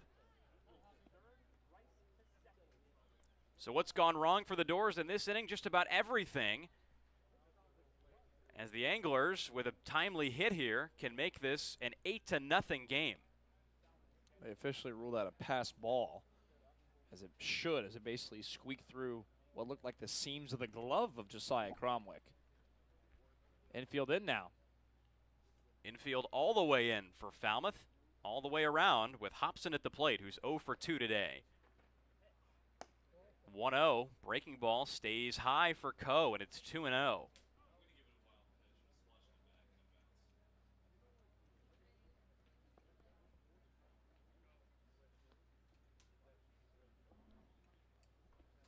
Coe ready now with the 2-0 to Hobson. Oh. Little low, 3-0 the count. Good spot. Well, I talked about the longevity part. You can expect that of Garrett Coe. 1 pitch, he's maybe at risk of getting pulled. 3-0 delivery to Hobson. Strike 1. We see Caleb Corbett getting loose over there. Right-hander in the Falmouth pen. Ideally, you want Coe to finish this inning, but he's got to work his way out of this jam and keep this game even close to striking distance for the Doors. 3-1 grounded sharply foul, and the count's full. Well, Josh Stewart doing his job by that bullpen. He's supposed to face the field to make sure the ball in play doesn't strike the catcher or the pitcher warming up in the pen. He's made 2 nice plays over there.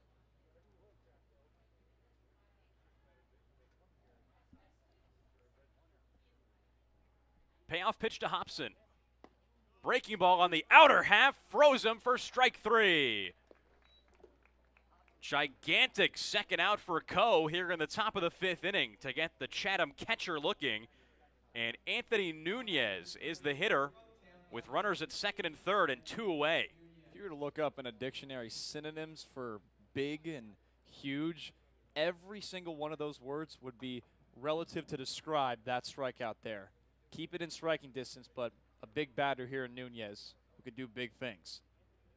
First pitch to Nunez, outside and high for ball one. To the switch hitting third baseman, the number 8 hitter in the Chatham lineup today, and the 8th man to bat in this inning. It started with Guy Garibay in the leadoff spot. 1-0 on the outer half, and it's 1-1. Good spot there from Coe. Trying to deal with Nunez, the guy who last night hit that grand slam in the 6th inning against the Cotuit Kettleers. 1-1, got him waving in front of an off-speed pitch, 1-2, very quickly on the Chatham third baseman. Well, Nunez has struck out 13 times coming into today. Get him a chase here. Just 27 at bats. 1-2. Flied into center field. Pinckney going back towards the wall, now rounds it off and makes the catch to end the top of the 5th inning. But not before the Anglers score 3 on 5 hits, courtesy of a 3-run bomb from second baseman Roberge, his second homer so far today, as we head on to the bottom of the 5th. Walsh, Collins, and Boyer, 7, 8, and 9 in the Falmouth order, coming up when we return. My favorites. Proud to be an American. And I'm proud to be an American, where at least I know I'm free. And what's your favorite breakfast food? Oh, my favorite breakfast. On the West Coast, I don't know if it's a thing back east, but Spam. Wheels or doors? I think wheels, honestly, because you use wheels like more than I feel like you would use doors, because if you're moving things around, more than likely it's on a wheel. Back for more here at Gov Fuller Field. For the second time at home this season, the Commodores are wearing their road black uniforms. Normally the doors wear white, but they're changing it up tonight.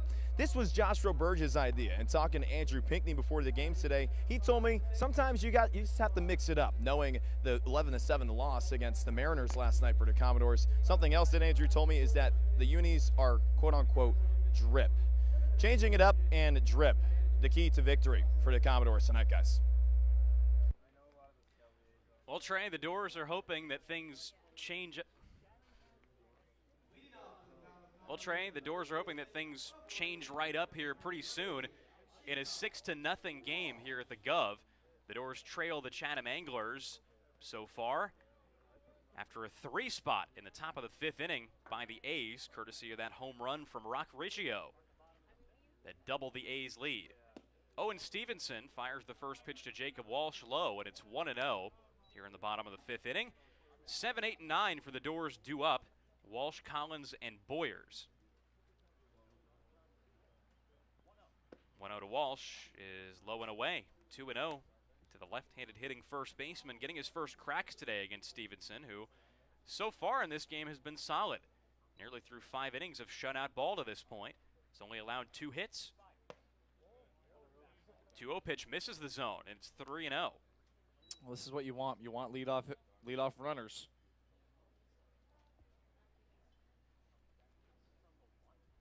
On the 3-0, Walsh takes a strike on the outer half, 3-1. Well, that hasn't been a strike all day, but it has been called a strike all day. So sometimes consistency is better than bad calls out of nowhere. 3-1 delivery to Walsh. Fouled back, 3-2. Well, if you're joining us late, the Chatham Anglers have teed off against 2 different Falmouth pitchers. They tagged Josh Roberge for 3 runs in 4 innings, and then Garrett Coe came on in the 5th to give up 3 more. Walsh lined this one foul left side again. The count stays full. And that 5th inning went infield single, 3-run home run by Roberge, 2 more singles, and then 3 consecutive outs, a fly out, a strikeout, and another fly out to finally end the threat in strand 2 in scoring position. 3-2 to Walsh is grounded to second base. Reggio taps the glove and completes the putout for out number 1. Well, Well, if you didn't know Riggio's name before today, you surely do now. Fourth time there's been a 4-3 ground out to Riggio at second base. Not only has he been active on the hitting front, driving in 5 with 2 home runs, he's also making stuff look routine over there at second. Corey Collins now at the plate with 1 away and the base is empty here in the bottom of the 5th inning. The Doors with some work to do, down 6. First pitch to Collins is outside, 1-0 the count.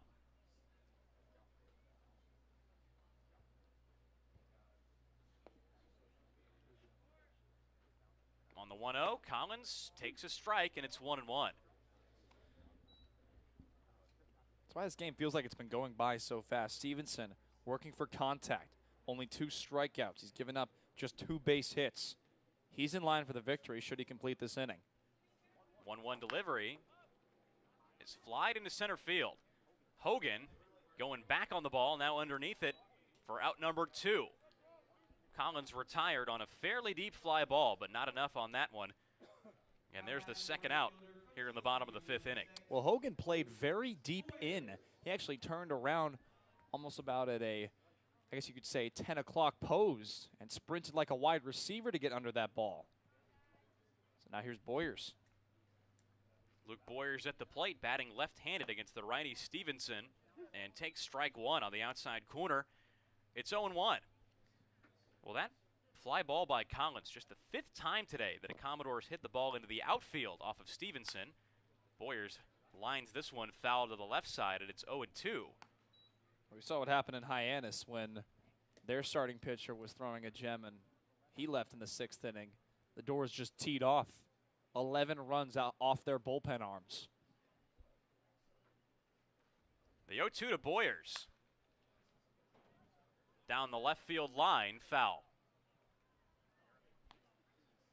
Now that much is true for sure, Logan. We were both there. Saw Jay Driver of the Harbor Hawks pitch 5 innings, struck out 11. Going into the 6th, the Hawks led it 4-1. Eventually lost that game 12-5. The Doors scored multiple runs in each of the last 4 innings. 0-2 to Boyers again, stays away, and it's 1-2. Colby Halter hit a solo home run.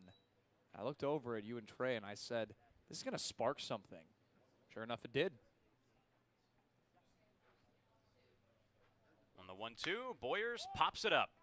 Shallow center field. Brown going out from shortstop, but Hogan in center calling everybody off. And that ends the bottom of the 5th inning. Well, the Doors go quietly, 1-2-3, as we head on to the top of the 6th and a game moving right along. Hogan, Garibay, and Brown, 9-1-2 for the Anglers, due up when we come back. And can you draw your college logo? Nice. There we go. I can That's see actually it. good. That's I can actually see really it. good.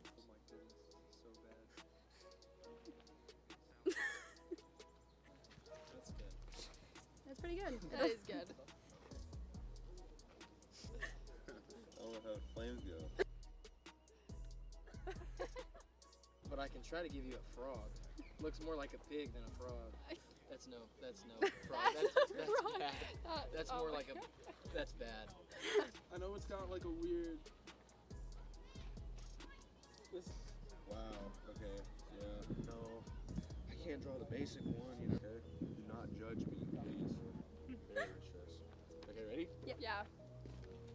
We gotta erase puddles right there. There's puddles. That looks like a turkey. That's actually really good. That's really good.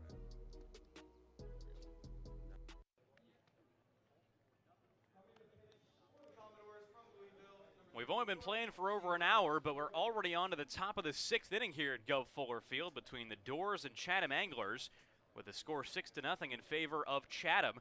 We take a look around the league standings right now in the Western Division. The Doors still have pretty decent cushion in the Western Division over the Wareham Gatemen down in 5th place, and that's all you need to be in 4th place this year to make the playoffs. 8 of the 10 teams in the league do. But the Chatham Anglers down there in 5th place in the East, they're looking up at the Orleans Firebirds right now, trailing by just a point. The A's with a win today and an Orleans loss could grab hold of 4th, but right now, The Firebirds lead it 4-1 at Red Wilson Field against the YD Red Sox in the top of the 9th inning. So perhaps no dice today for the Anglers, no matter what they do, trying to get into 4th. And in the meantime, the Wareham Gatemen are down 8-6 in the 9th inning out at Stony Brook Field against the Brewster Whitecaps. And then that's something that is absolutely insanely crazy is Katuitt. They're leading in a battle of first place in the Western Division over the Hyannis Harbor Hawks by a score of 7-5. And should that score hold up, because there's no more daylight, they're in the top of the 8th inning. If the season were to end today, Falmouth would play Katuitt in a best-of-3 series and not Hyannis. We can see that crown change heads, at least for one day. Caleb Corbett, the new pitcher into the game for Falmouth, fires the first pitch to Matthew Hogan, who fouls it off on a bunt. So the day done for Garrett Coe. The left-hander went just 1 inning and tied a season high with 3 runs allowed on 5 hits. The big blow, the 3-run home run by Rock Reggio, who has 2 long balls today now in 3 at-bats. Corbett's 0-1, another bunt attempt by Hogan. Called strike at the plate, 0-2. Well, Corbett, the right-hander out of the University of Louisville, in this his 10th game of the summer, 13.50 ERA coming into the day in 10 innings. 20 hits, 7 walks, 11 strikeouts. 0-2 to Hogan's, in there for strike 3 called. How about the quick work made of the Chatham center fielder on 3 pitches? He now goes to grab some pine, the first strikeout victim of the day for Corbett. Every pitch in his arsenal was used in those first 3 pitches. Saw a fastball, saw a changeup, and a breaking ball. Perfect strikeout for Caleb Corbett. Corbett getting his first action since July 25th. First pitch to Guy Garibay is up high. It's 1-0. So now the top of the order for Chatham coming back around here for the 4th time already in this game. 1-0 pitch down low. 2-0 the count. 91 miles an hour on the fastball from Corbett. Well, 2 for 3 on the day, Garibay. You got to retire him any way you can. 2-0 delivery is a rocket fly ball down the right field line. Boyers in right, going over to his left towards the line to make the catch. Just a couple feet in front of the wall for out number 2 here in the top of the 6th inning. Like that. Any way you can. It took the breath out of me again, but you'll take it. 2 outs now. Everybody throughout the entirety of Marcus Brown's career should not be concerned about the home run number. He's not going to hit many, but the batting average is going to be insane. He's already 2 for 3 on the day. First delivery to Brown, who checks his swing in ugly fashion. It's 0-1 on the Chatham shortstop. But including that fly out today by Garibay in this inning, this top 3 in the Chatham order is now 6 for 10 with 2 home runs and 5 driven in. Brown chops this one on a high bounce to Walsh at first, and the flip in time to end the top of the 6th inning.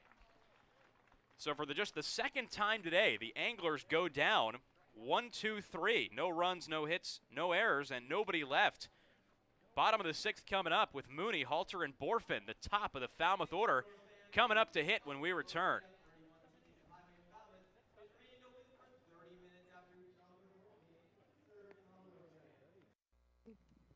My favorites.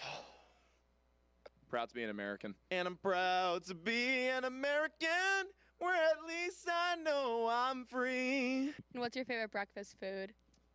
Oh, my favorite breakfast.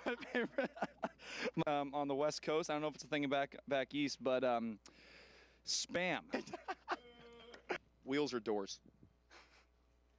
I think wheels, honestly, because you use wheels like more than I feel like you would use doors, because if you're moving things around, more than likely it's on a wheel.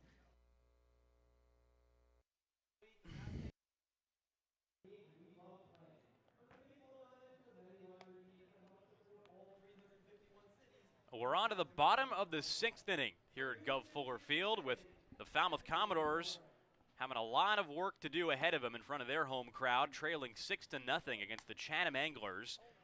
But Alex Mooney, Colby Halter, and Jace Borfin, the top 3rd of this Falmouth order, due up against right-hander Owen Stevenson, who's still on For inning number 6, Logan, what's been working for him today? Everything. I mean, that's the thing. When it comes to things that are working in longevity, his pitch count is low. He's working to contact, doesn't have that many strikeouts, hasn't had that many strikeouts this season, and that allows Tom Holliday to go to his scorecard and say, you know what, he can go on for the 6th. It's the second time this season the Falmouth Commodores will see the starting pitcher in the 6th inning. The other time was Jared Lyons and Connor Markle on the doubleheader at YD. Alex Mooney at the plate, swings at the first pitch and lines it right to third. Nunez clasps the glove, and that's out number 1 here in the bottom of the 6th. Of course, I say that one time because it was the same day. It was the doubleheader. And that was a day where the Commodores just got 1 run of offense. And Jared Lyons, who was drafted, tossed a gem, Connor Markle, in the 2nd game. He just the other week tossed 5 no-hit innings in a start. First pitch to Colby Halter on the outer half for strike 1. 0-1 with 1 away here in the bottom of the 6th inning. Well, the Doors at least scored a run in that doubleheader. They have no such luck today. Only 3 base runners, 2 hits, and 1 walk. 0-1's low to Halter, and it's 1-1. And it was Colby who had that walk back in the 1st inning with 1 away. But that threat ended, and Stevenson's been in control ever since. On a 1-1, Halter fouls it back. 1-2 the count. You see the velo for Stevenson today has not been all that crazy. Upper 80s, low 90s with a fastball. We've certainly seen the Doors face more overpowering pitchers on the radar gun, but Stevenson's had his command. He's had the movement. Thus the contact pitching, or pitching to contact, I should say. He's kept the Doors off balance. 1-2 deliveries, high and away. It's 2-2. Colby Halter today, 0 for 1 with a walk, with Jace Borfin on deck, who singled his last time up in the 4th inning. Doors down 6-0 right now. Swing and a miss for strike 3, and there's the 2nd out here in the bottom of the 6th inning. Owen Stevenson in complete command with Jace Borfin coming to the plate here. And it also helps when you have a man named Roberge doing what he's doing today. 5 runs driven in. Every run today for the Chatham Anglers, home runs. 3 long balls today. First pitch to Borfin. Fastball way high, and it's 1-0.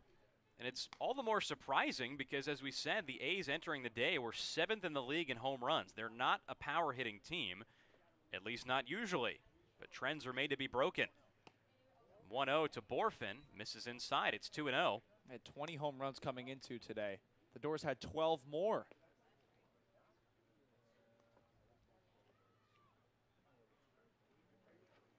Two-0 delivery to Borfin. Popped up.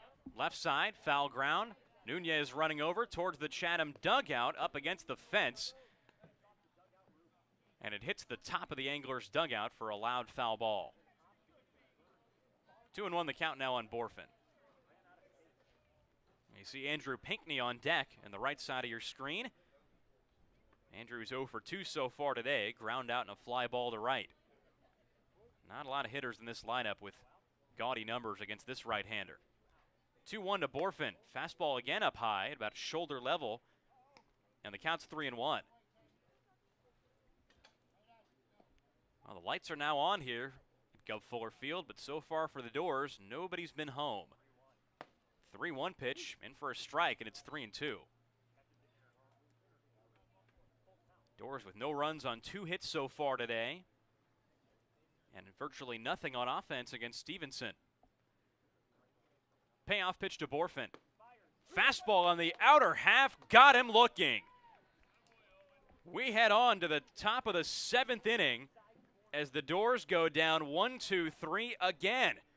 Reggio, Engel, and Grice, the heart of the Chatham order, coming up to hit when we come back.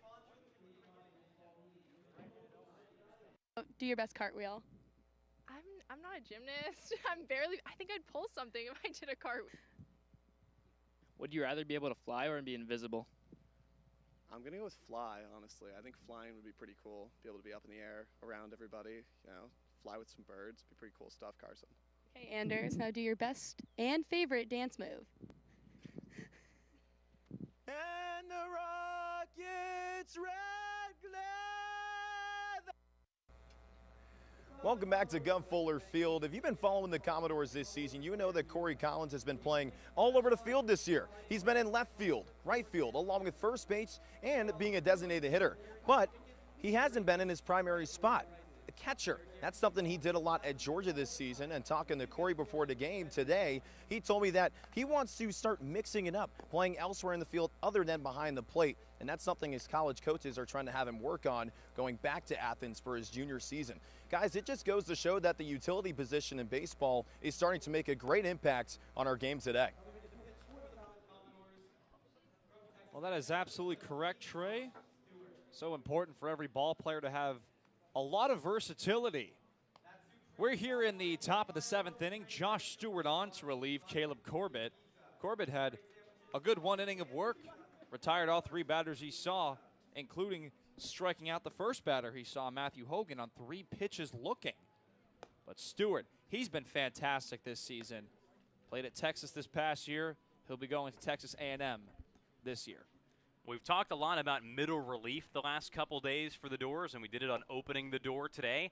Josh Stewart has been absolutely fantastic in this role all season long. There's only so often you can pitch guys, but Stewart's been in the game fairly often. This is his 9th appearance this summer, and he has a 0.71 ERA to his credit so far. 1 save, 12 2/3 innings, only 5 hits and 2 walks allowed over that span. 17 strikeouts and just 1 earned run allowed. It was back on July 14th at Hyannis in a game that the Doors won anyway. And that was one where Riku Nishida advanced on an error over to third base, and then he scored. So now here's Rock Riggio.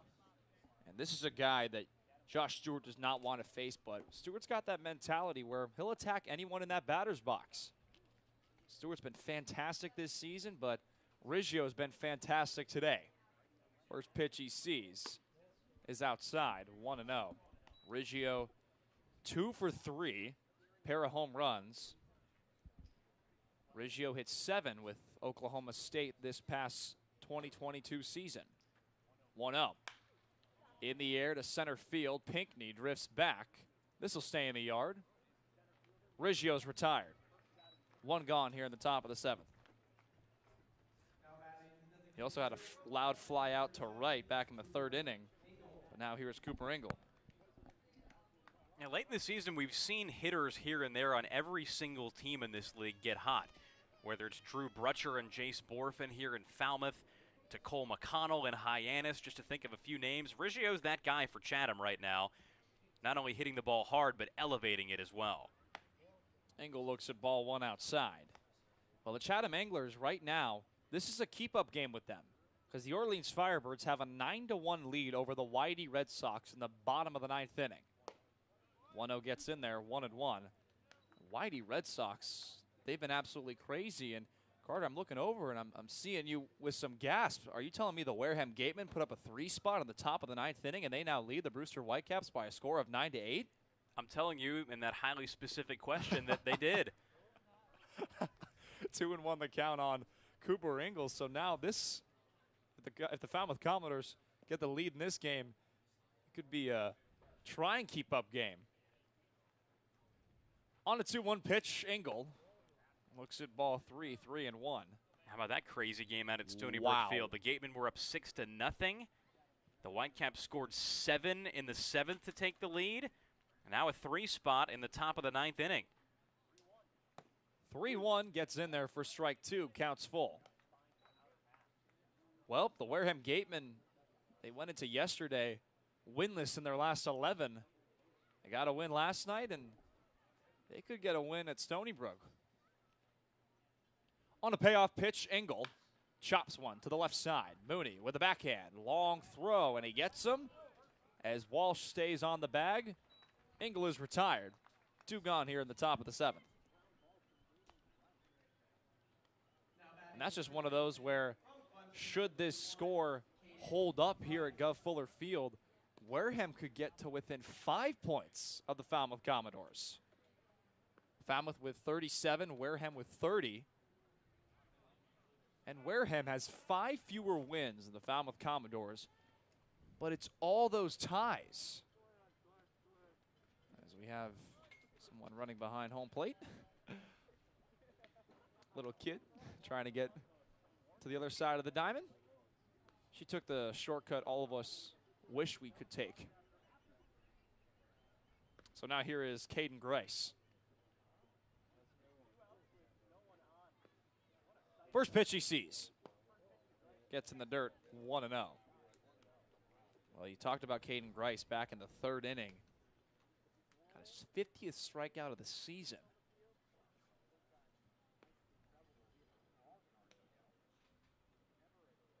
Stewart from the windup trying to get a 1-2-3 inning. That misses low, and he checked his swing, 2-0 the count.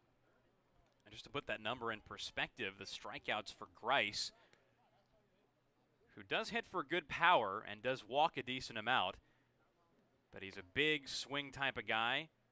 3 true outcomes, always tries to hit the ball hard and elevate it. 5 more strikeouts than anybody else, and he's catching up on the league record. 2-1 the count. Well, Caden Grice is 2 for 3 on the day, a double and a single. Played his spring ball with the Clemson Tigers, where he hit 247. 2-1. Pop up. About a mile high. Colby Halter wants this ball. He lays out. He can't make the catch. It drops in fair territory, and Caden Grice is at second with 2 outs. He thought about third because initially nobody was covering third base, but Mooney drifts over to make sure that doesn't happen. And the inning continues. Yeah, maybe the ugliest and softest hit double that you'll ever see, at least in the Gov this summer. I think a little bit of a defensive mistake there by Josiah Cromwick. He's got to put forth a little better effort for that ball and not make Colby Halter come in for it at third base. If it's a pop-up around that area, the catcher has to take charge. You can't have a guy sprinting in, losing his balance as he falls down trying to dive for a ball on the infield. Just make it simple and have the guy who's closest to it to begin with try to make the play. Well, since that is indeed ruled a double, Caden Grice is now 3 for 4 on the day. So that is the wackiest double you'll see. So now here's Ingram, who's 1 for 3 on the day with a runner in scoring position. First pitch he sees. He goes around, 0-1. Home plate umpire Mark Delaney coming in to say, I don't need to appeal. It was strike 1. Ingram struck out back in the 1st, singled in the 4th, and flew out back in the 5th. 0-1. In the air to shallow right. Stovall drifting back, called off by Boyers, and he makes the catch. Well, the Doors catch a break as Grice is stranded at second base. As we go to the bottom of the 7th inning, it's time to stretch here at Gov Fuller Field. 6-0 the score. Chatham on top. Hey there, Commodore fans. Thanks for joining us and cheering on your Falmouth Commodores. Want to take a break from the action? Come make a visit to the merchandise booth. Check us out behind home plate. We have a bunch of new designs for you to purchase, from hats to shirts, jerseys, crew necks, wine glasses, and even baby bibs. You think of it, we probably have it. From youth sizes to even adult double XLs. We have everything you need for family and friends. Be sure to come say hello and get a piece of Falmouth merch. Make a trip before we close up shop in the 9th inning. See you soon, and roll Doors.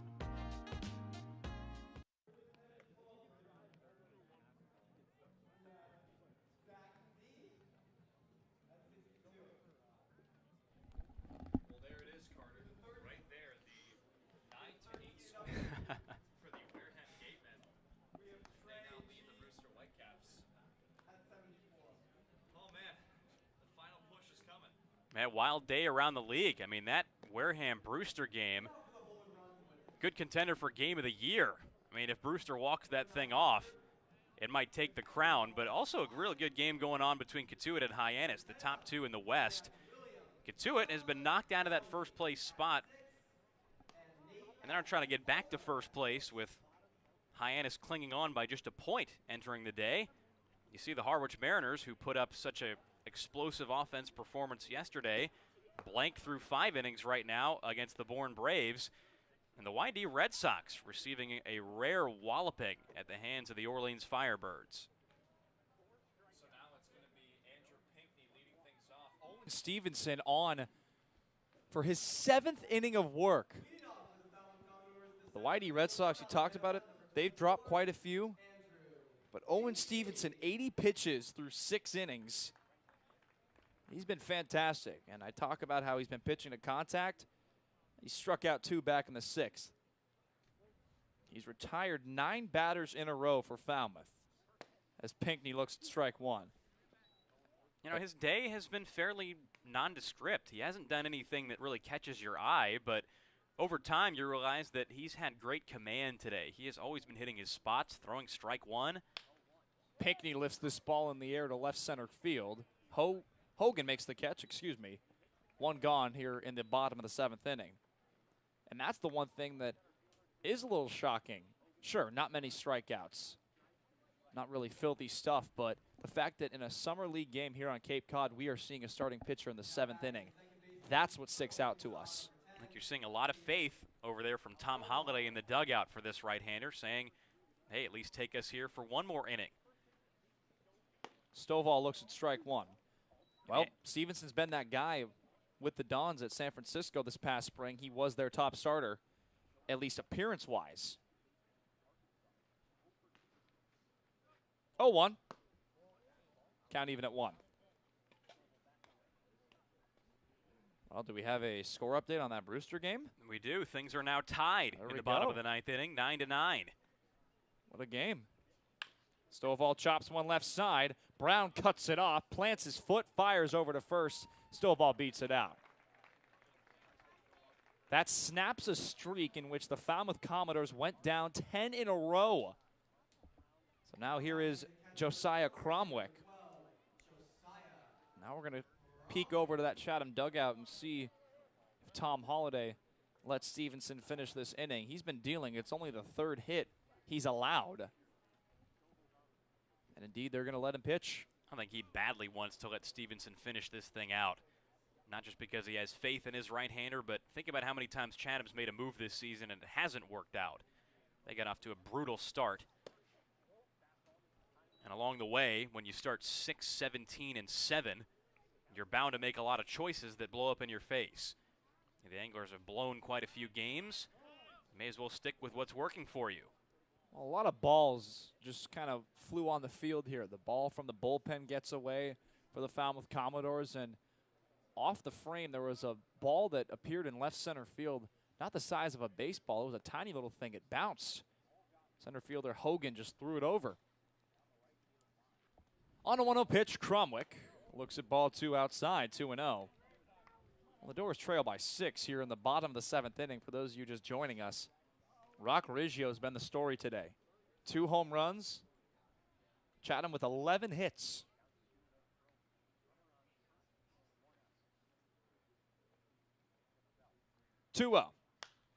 Popped up. Underneath it is Grice, and he makes the catch. 2 gone.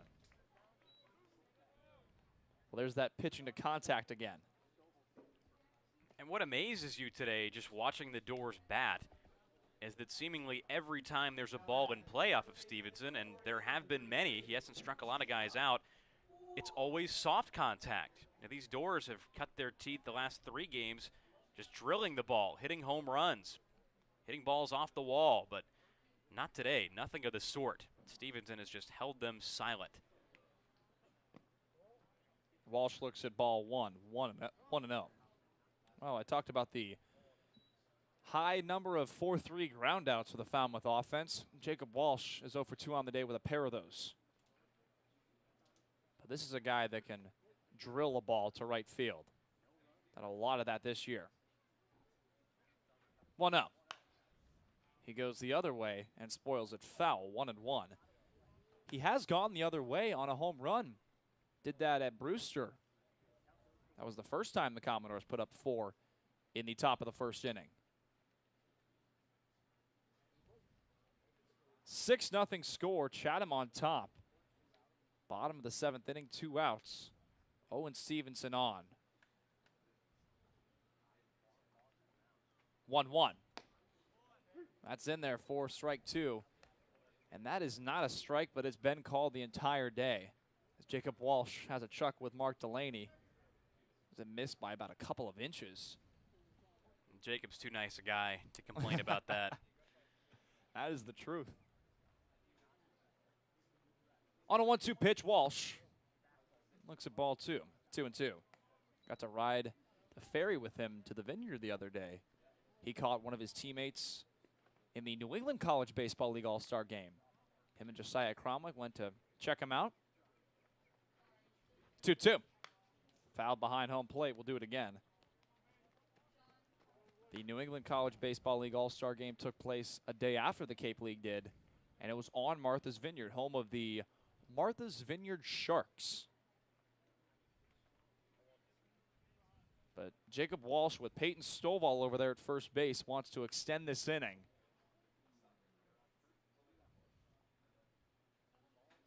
Two again. That misses low, and the count's full. Boy, Owen Stevenson went into his strike 3. I'm going to walk to the dugout strut right there. But now Stovall's going to go due to it being a full count with 2 outs. Good at bat drawn by Walsh. Just a tad low and a touch off for that pitch, but a good idea from Stevenson. He's trying the outside corner. It's been given to him all night. Big pitch here, though, for Walsh. On a payoff pitch, Walsh lifts this ball in the air to center field. Going back is Hogan. He feels for the wall, and he makes the catch. Owen Stevenson, 7 beautiful innings for the Chatham A's as we go to the top of the 8th inning. 6-0 the score.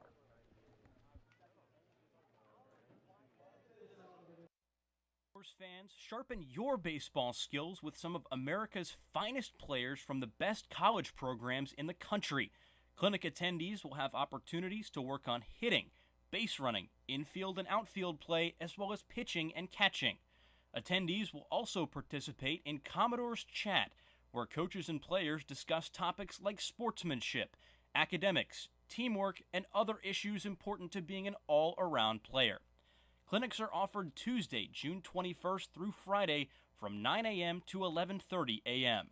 3 separate clinics will be offered for ages 5 to 14.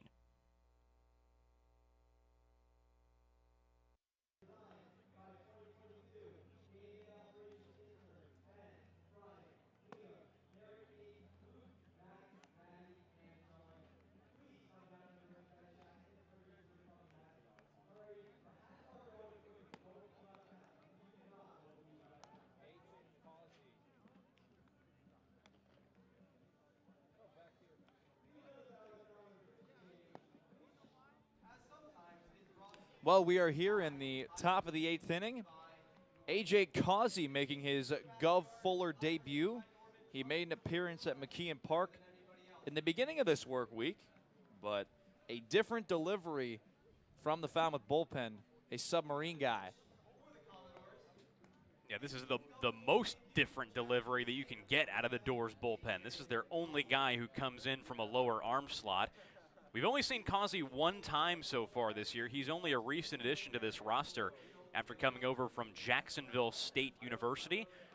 So far, only 1 game, 1 inning. He closed out the 9th at Hyannis just 2 days ago. Gave up a hit but struck out 2 and made a pretty good Hyannis lineup look pretty uncomfortable with his submarine delivery. Throws a fastball with some natural sink on it, as you'd expect from that low arm slot. It'll get up to around 90 miles an hour, high 80s, and then a sweeping slider out of that right hand. It comes from about 4 o'clock on a clock face if you were looking behind him. Well, the thing that comes to mind, especially when it comes to submarine sidearm pitchers, are the Katuitt Kettleers. They've had quite a few. So now we are here, ready to roll here in the top of the 8th inning, along with Trey Redfield, the Carter Bainbridge, Logan Soforenko on hand. Caden Hobson, Anthony Nunez, and Matthew Hogan getting things rolling for the Chatham Anglers.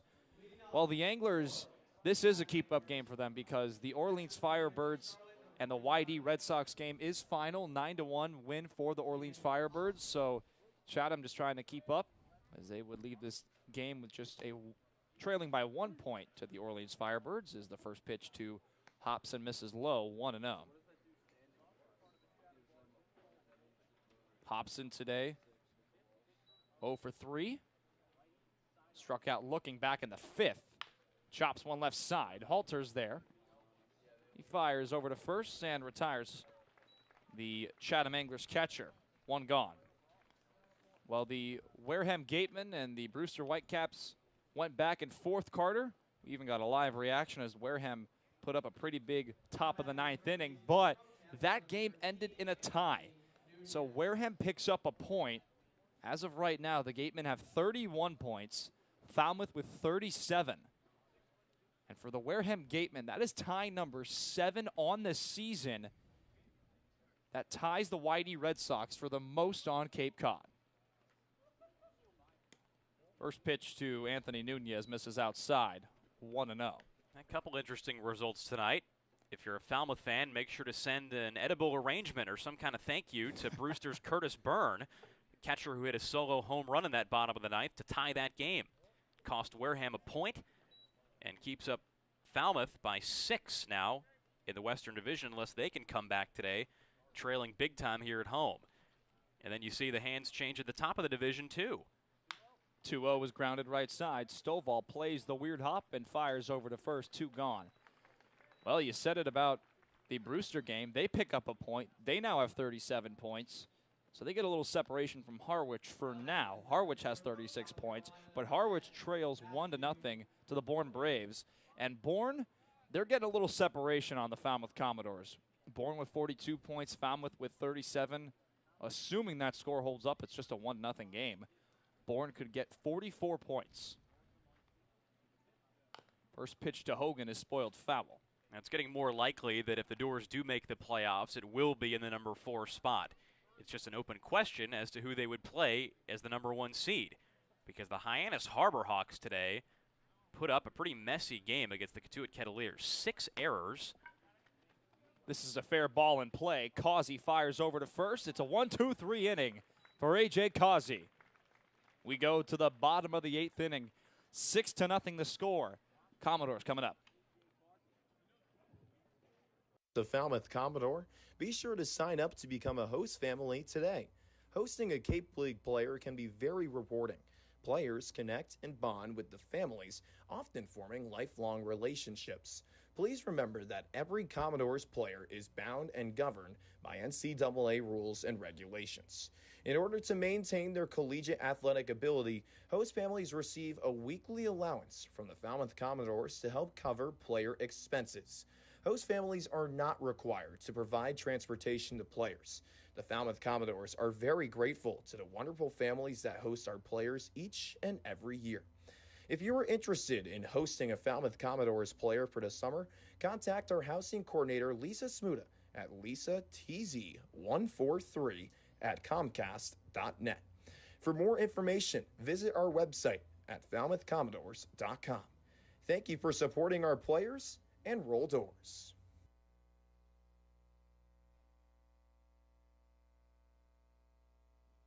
Now, do your best cartwheel.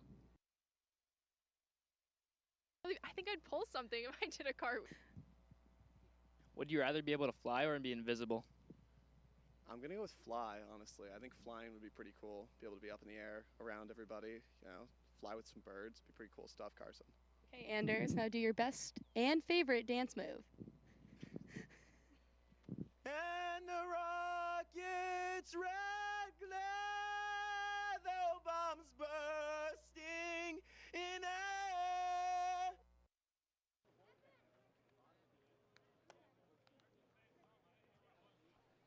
Well, we're back here at Gov Fuller Field. Carter Bainbridge, Logan Soforenko, and Trey Redfield with you. Carter, you talked about the edible arrangement we should send to the Brewster Whitecaps. We should send the edible arrangement to Tom Holliday for finally taking Owen Stevenson out of this ball game. He tossed a gem. 7 innings, 3 hits, no runs. He only walked 1 batter. He struck out 4, pitched to a lot of contact.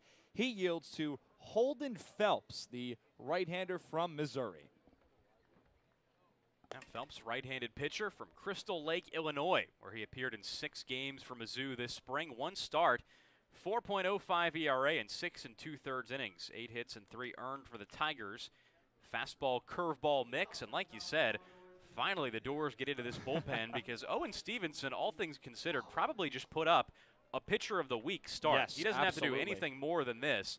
7 innings on the Cape of shutout ball. That deserves that kind of accolade. Hope it doesn't get lost in the shuffle of it being Wednesday, not being in the end of the week or the beginning of the week. Collins looks at ball 1. Corey Collins 0 for 2 on the day. Ground out and a fly out. Roberge at second base, I should say, moving way over to his left. He's been playing there a lot today with these lefty batters.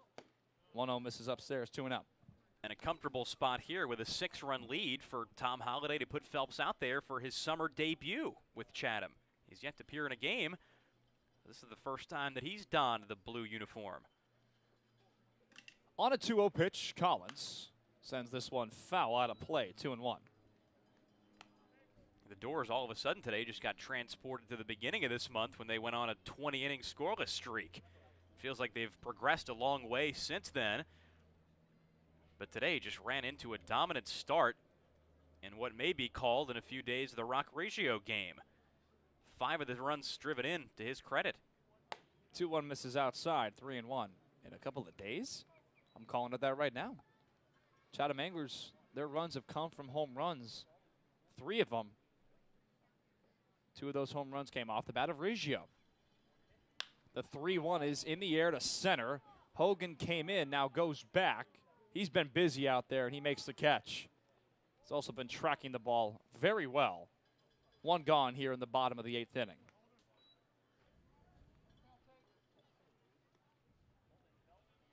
Now here's Luke Boyers. And something fascinating right now. The Commodores are trailing 6-0. Joey Ryan is warming up in the bullpen. The Doors basically burned through a vast majority of their bullpen yesterday in the Harwich loss as Boyers looks at strike 1. Well, the reason for that is that Joey Ryan, based on the lineup card we were given, is the last pitcher available today. 0-2 quickly on Boyers. So unless they wanted Causey to go 2 innings, it's Ryan's game to pitch the 9th, even though this is an unfamiliar spot to him to be trailing by this many. On an 0-2 pitch, Boyers looks at ball 1 upstairs. Well, Boyers had that wacky single back in the 3rd inning where he pushed a bunt the other way to 3rd and beat out the throw. 1-2. Chopped right back to Phelps. Over to first. 2 gone. Well, our web reporter who sits to my left up here in the press box, Tommy Muma, during the break he told me there's been a lot of ground outs to the pitcher. There have been. It's the second time we've seen one off of the Falmouth Commodores offense. First one came off the bat of Collins in the 3rd. So now here's Mooney with 2 outs. He looks at strike 1. And a big reason why the Doors haven't done much on offense today is that their upper 3rd, Mooney, Halter, and Borfin, haven't really gotten going. 0-1. That misses outside, 1-1. Give credit to Hobson for trying to snap that thing back into the strike zone. But absolutely, top of the lineup has gone cold. On a 1-1 pitch, Mooney sends this one the other way and foul towards the right field grandstands. 1-2 the count. Mooney's 0 for 3, Halter's 0 for 2 with a walk, and Jace Borfin 1 for 3 with 2 strikeouts. And that single back in the 4th inning looked like it might have been able to start something, but the Doors went down 1-2-3 after that. Mooney looks at ball 2, 2-2. And sometimes that's just what happens. Baseball's the streaky sport. The Doors played fantastic baseball going into yesterday's game against Harwich. Doors trying to not make this a losing streak. They haven't lost 2 in a row since July 12th. On a 2-2 pitch, Mooney chops this one left side. Nunez Nice little play there from the Chatham third baseman. We go to the top of the 9th inning, 6-0 the score. Joey Ryan coming in to pitch. And can you draw your college logo? Nice. There we go. I can That's see actually it. good. That's I can actually see really it. good.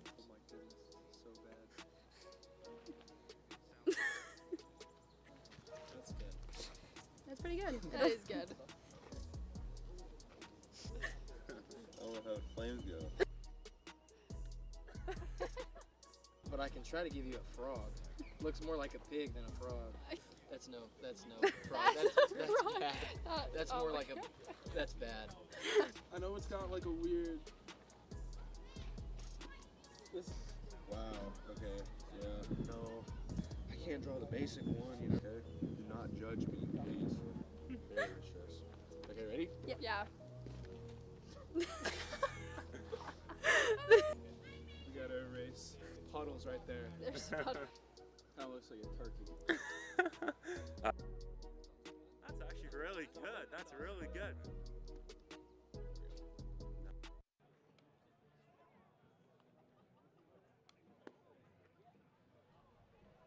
Well, back here in the top of the 9th inning, the Falmouth Commodores trail the Chatham Anglers by a score of 6-0. Along with Trey Redfield and Carter Bainbridge, Logan Soforenko. Joey Ryan on to pitch for the Falmouth Commodores in a 6-0 game. A little exciting when Joey Ryan comes onto the pitcher's mound. Well, certainly so from this right-hander out of Boston College. He's pitched in 11 games so far this year, usually in high leverage late relief. 3 saves to his credit so far in his first 14 innings. A 1.28 ERA that was low enough to earn him a trip to the All-Star game out at Spillane Field over last weekend. Well, like you said, this is an unfamiliar spot for him. Some guys just function better when the pressure's on and it's a save situation. But this is far from that right now for Ryan. The Doors have just been dominated today by Chatham. And unless there's a historic 9th inning comeback here at the Gov, Ryan is going to end up pitching the 9th in this game in an effort where he cannot get a save. We talked about the All-Star game. Had a scoreless frame at Spillane Field, but the big difference, you'd hit it on back in the bottom of the 8th inning. The top of the lineup, Falmouth Commodores 1 for 12 with 3 strikeouts and hitters 1 through 4. And the Chatham Anglers through hitters 1 through 4, 7 for 15, 6 runs driven in, 3 home runs. And here is that top of the order in Guy Garibay Jr., who had that home run in which you and I were talking about. Owen Diodati hit a big game-tying home run for the Wareham Gatemen just about a couple of weeks ago. We thought that was the furthest hit home run here at Gov Fuller Field, but Guy Garibay Jr. enters that conversation. But he is 2 for 4 on the day. Joey Ryan's been fantastic this season. Good matchup here in the top of the 9th inning as he fouls one right behind home plate, 0-1.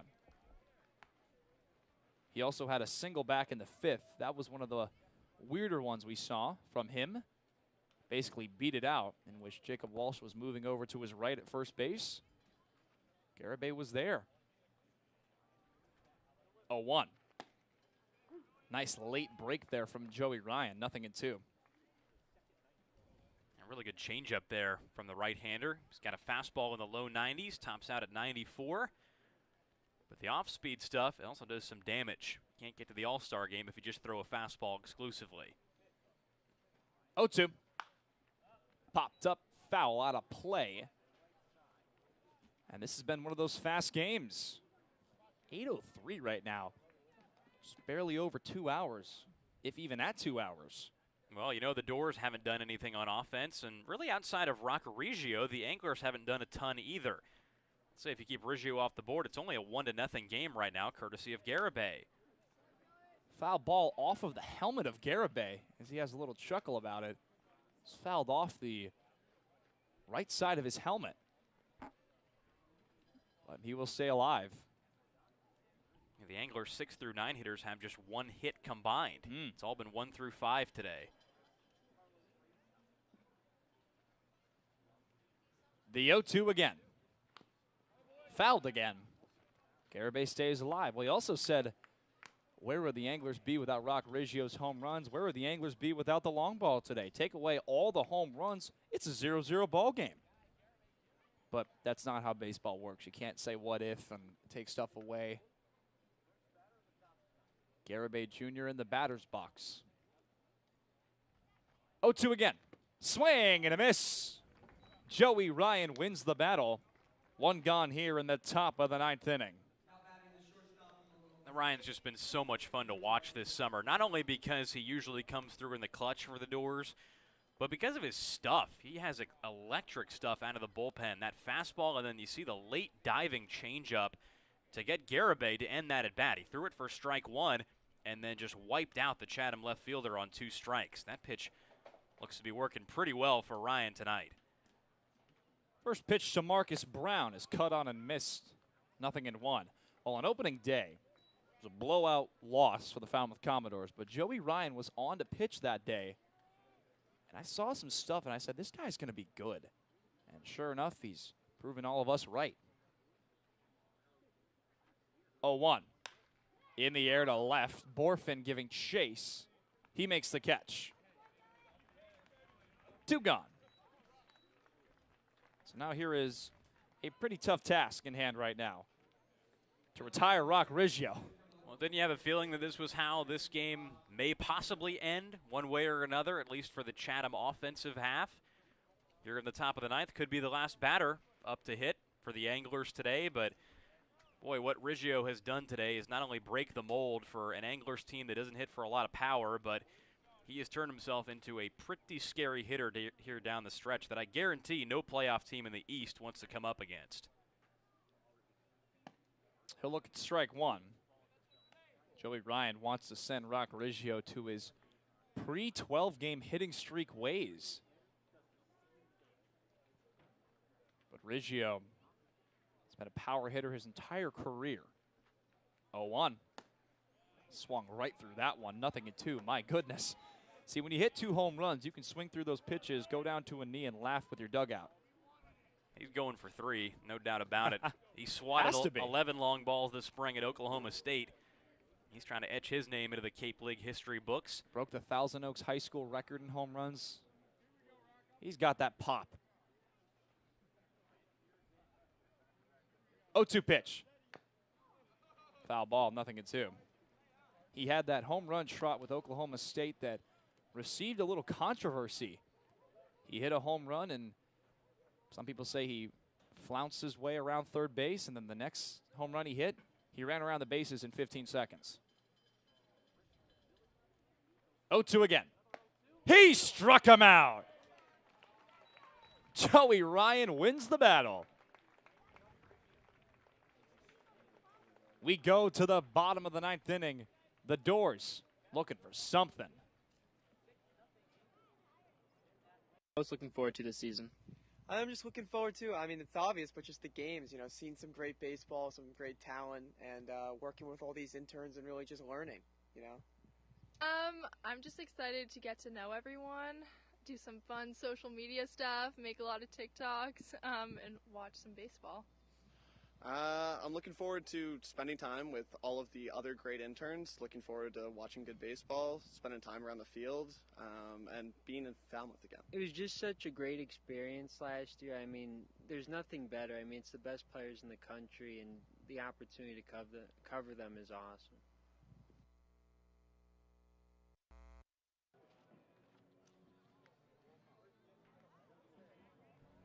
Well, this has been just one of those games. 6-0 score, Chatham on top, along with Carter Bainbridge, Logan, Soforenko, and Carter. In that inning, the 5th inning, where the Chatham Anglers put up a lot of runs, they had 5 straight hits. We thought this game would be, 18, 20 runs with the way that inning was going. But ever since that inning, the Falmouth pitching staff, the bullpen after Garrett Coe, they've done their job. Yeah, when we looked at the bullpen arms available for Falmouth today, we saw some guys who are kind of in that inner circle of trust, if you will, at this point with Jeff Trunny, that being Josh Stewart. Garrett Coe's pitched better this season than he did today, along with Joey Ryan. Caleb Corbett's been better as of late as well. So you see the arms out of the Doors bullpen. They've controlled the Chatham offense outside of Roberge today. Guy Garibay has a home run, But in a 6-0 game, one guy has 5 RBIs today. That's Riggio, who struck out to end the top of the 9th. All things considered, the Doors ran into 2 pretty good players today. Riggio and then Owen Stevenson on the mound, who went 7 shutout innings. Fantastic. Probably one of the best outings we've seen on Cape Cod. But you talked about it. Nothing too flashy. Not a lot of strikeouts. He gave up not that many hits. He retired a lot of batters on contact. As Colby Halter looks at ball 1. The Commodores, if they're able to muscle a run in this inning, that's a win. Just to get some confidence heading into the off day after 2 pretty tough losses here at home. 2-0 now on Halter.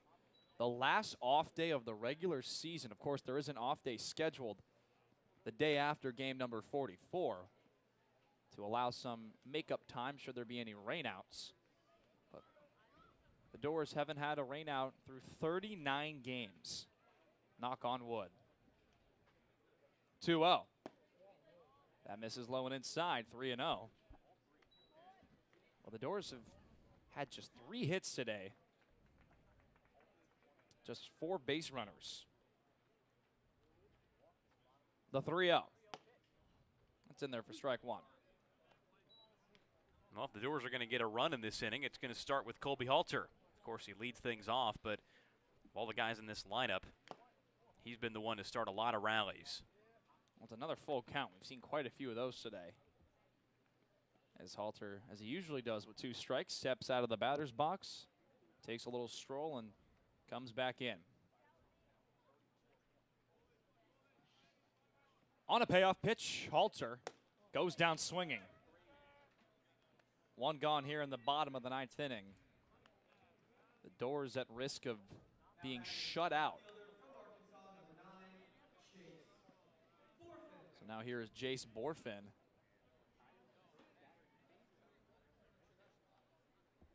Well, unless the Doors get another one in this inning, Falmouth may finish this game with only 1 base hit. It was an actual line drive to the outfield. Borfin looks at strike 1. The Falmouth Commodores, they've been shut out a couple of times this year, including the tie, and shut out 3 times. 0-1. Borfin looks at ball 1 low, 1-1. You know who had the only base hit to the outfield today? It's the guy at the plate. Jace Borfin. Back in the 4th inning. 1-1. In the air towards the gap. It gets down for extra bases. Borfin, he wants 3rd. He's trying to get in with a triple, and he'll get there. It's a 1-out triple for Jace Borfin. Why not? 2nd triple of the season for Borfin. And when Jace hits the ball, it has usually been for extra bases. That's now his 13th hit on the summer, and 8 of those hits have gone for extra bases. 5 doubles, 2 triples, and 2 home runs. He's an aggressive base runner as well. Borfin's stolen 5 bases in 5 tries. We've seen him take the extra base on a couple hits before, and he does it here in the 9th inning, and like you said, why not? Pinckney looks at ball 1 inside. Well, Borfin with just 90 feet away. It's the first runner on 3rd base for the Falmouth Commodores today. First one to even get to 2nd base.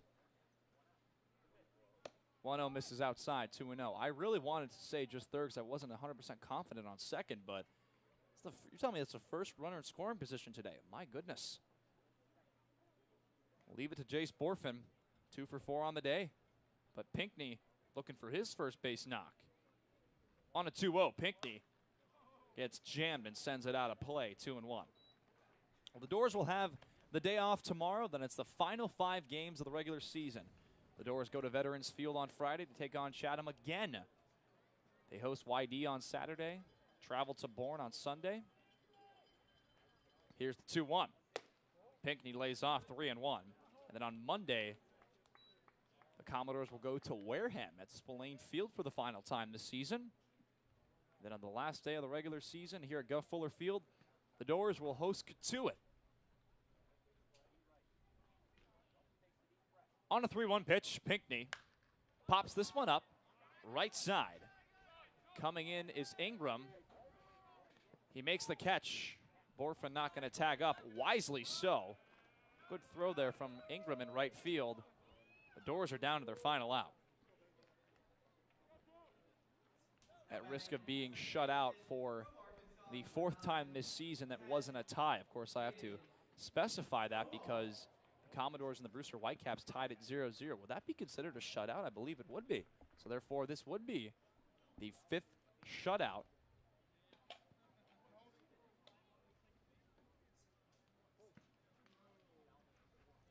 So now here's Peyton Stovall.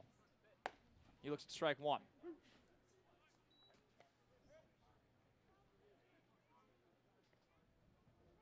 Shut out by YD, Katuit, Brewster, Bourne.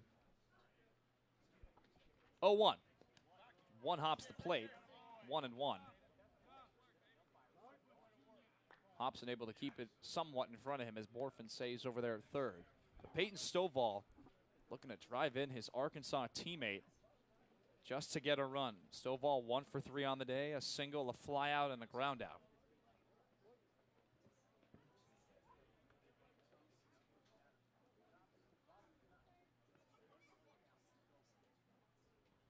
The 0-1. Stovall chops this one foul, and the Commodores are down to their last strike. The Chatham Anglers riding on some historic performances, at least with the long ball. 0-2 the count, Borfin at third. The 0-2. Misses upstairs, 1-2 the count. Well, Peyton Stovall would be that guy that could drive in Borfin. Doesn't strike out that much. Great 2-strike hitter. Puts the ball in play a lot with 2 strikes. He does so right there, and he grounds it to Riggio. He fires over to first, and the ball game is over. The Commodores fall to the Chatham Anglers by a score of 6-0. Rock Riggio, 2 home runs on the day. Guy Garibay Jr. with a solo home run. That's all it takes, but the offense was booming. Owen Stevenson was electric on the mound for the Anglers. And the Anglers play keep up with the Orleans Firebirds as the Commodores lose 2 in a row for the first time since July 12th.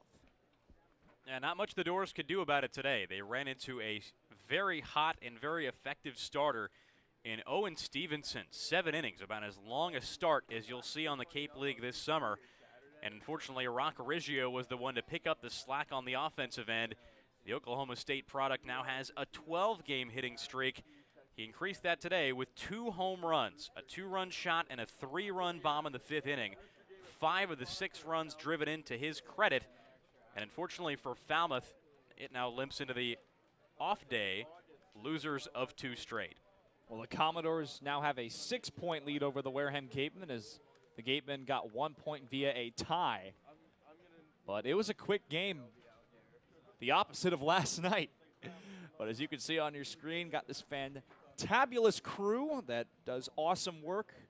Sean Oldred, our director, all of our videographers, our graphics director, our PA announcer, Dan Fox, our social media coordinators, the entire crew that have spent countless hours putting together this Falmouth Commodores season and broadcast. But on behalf of this entire crew you see on your screen, Trey Redfield, our sideline reporter, and Carter Bainbridge, I'm Logan Soforenko saying good night, enjoy your off day. We'll see you Friday at Veterans Field.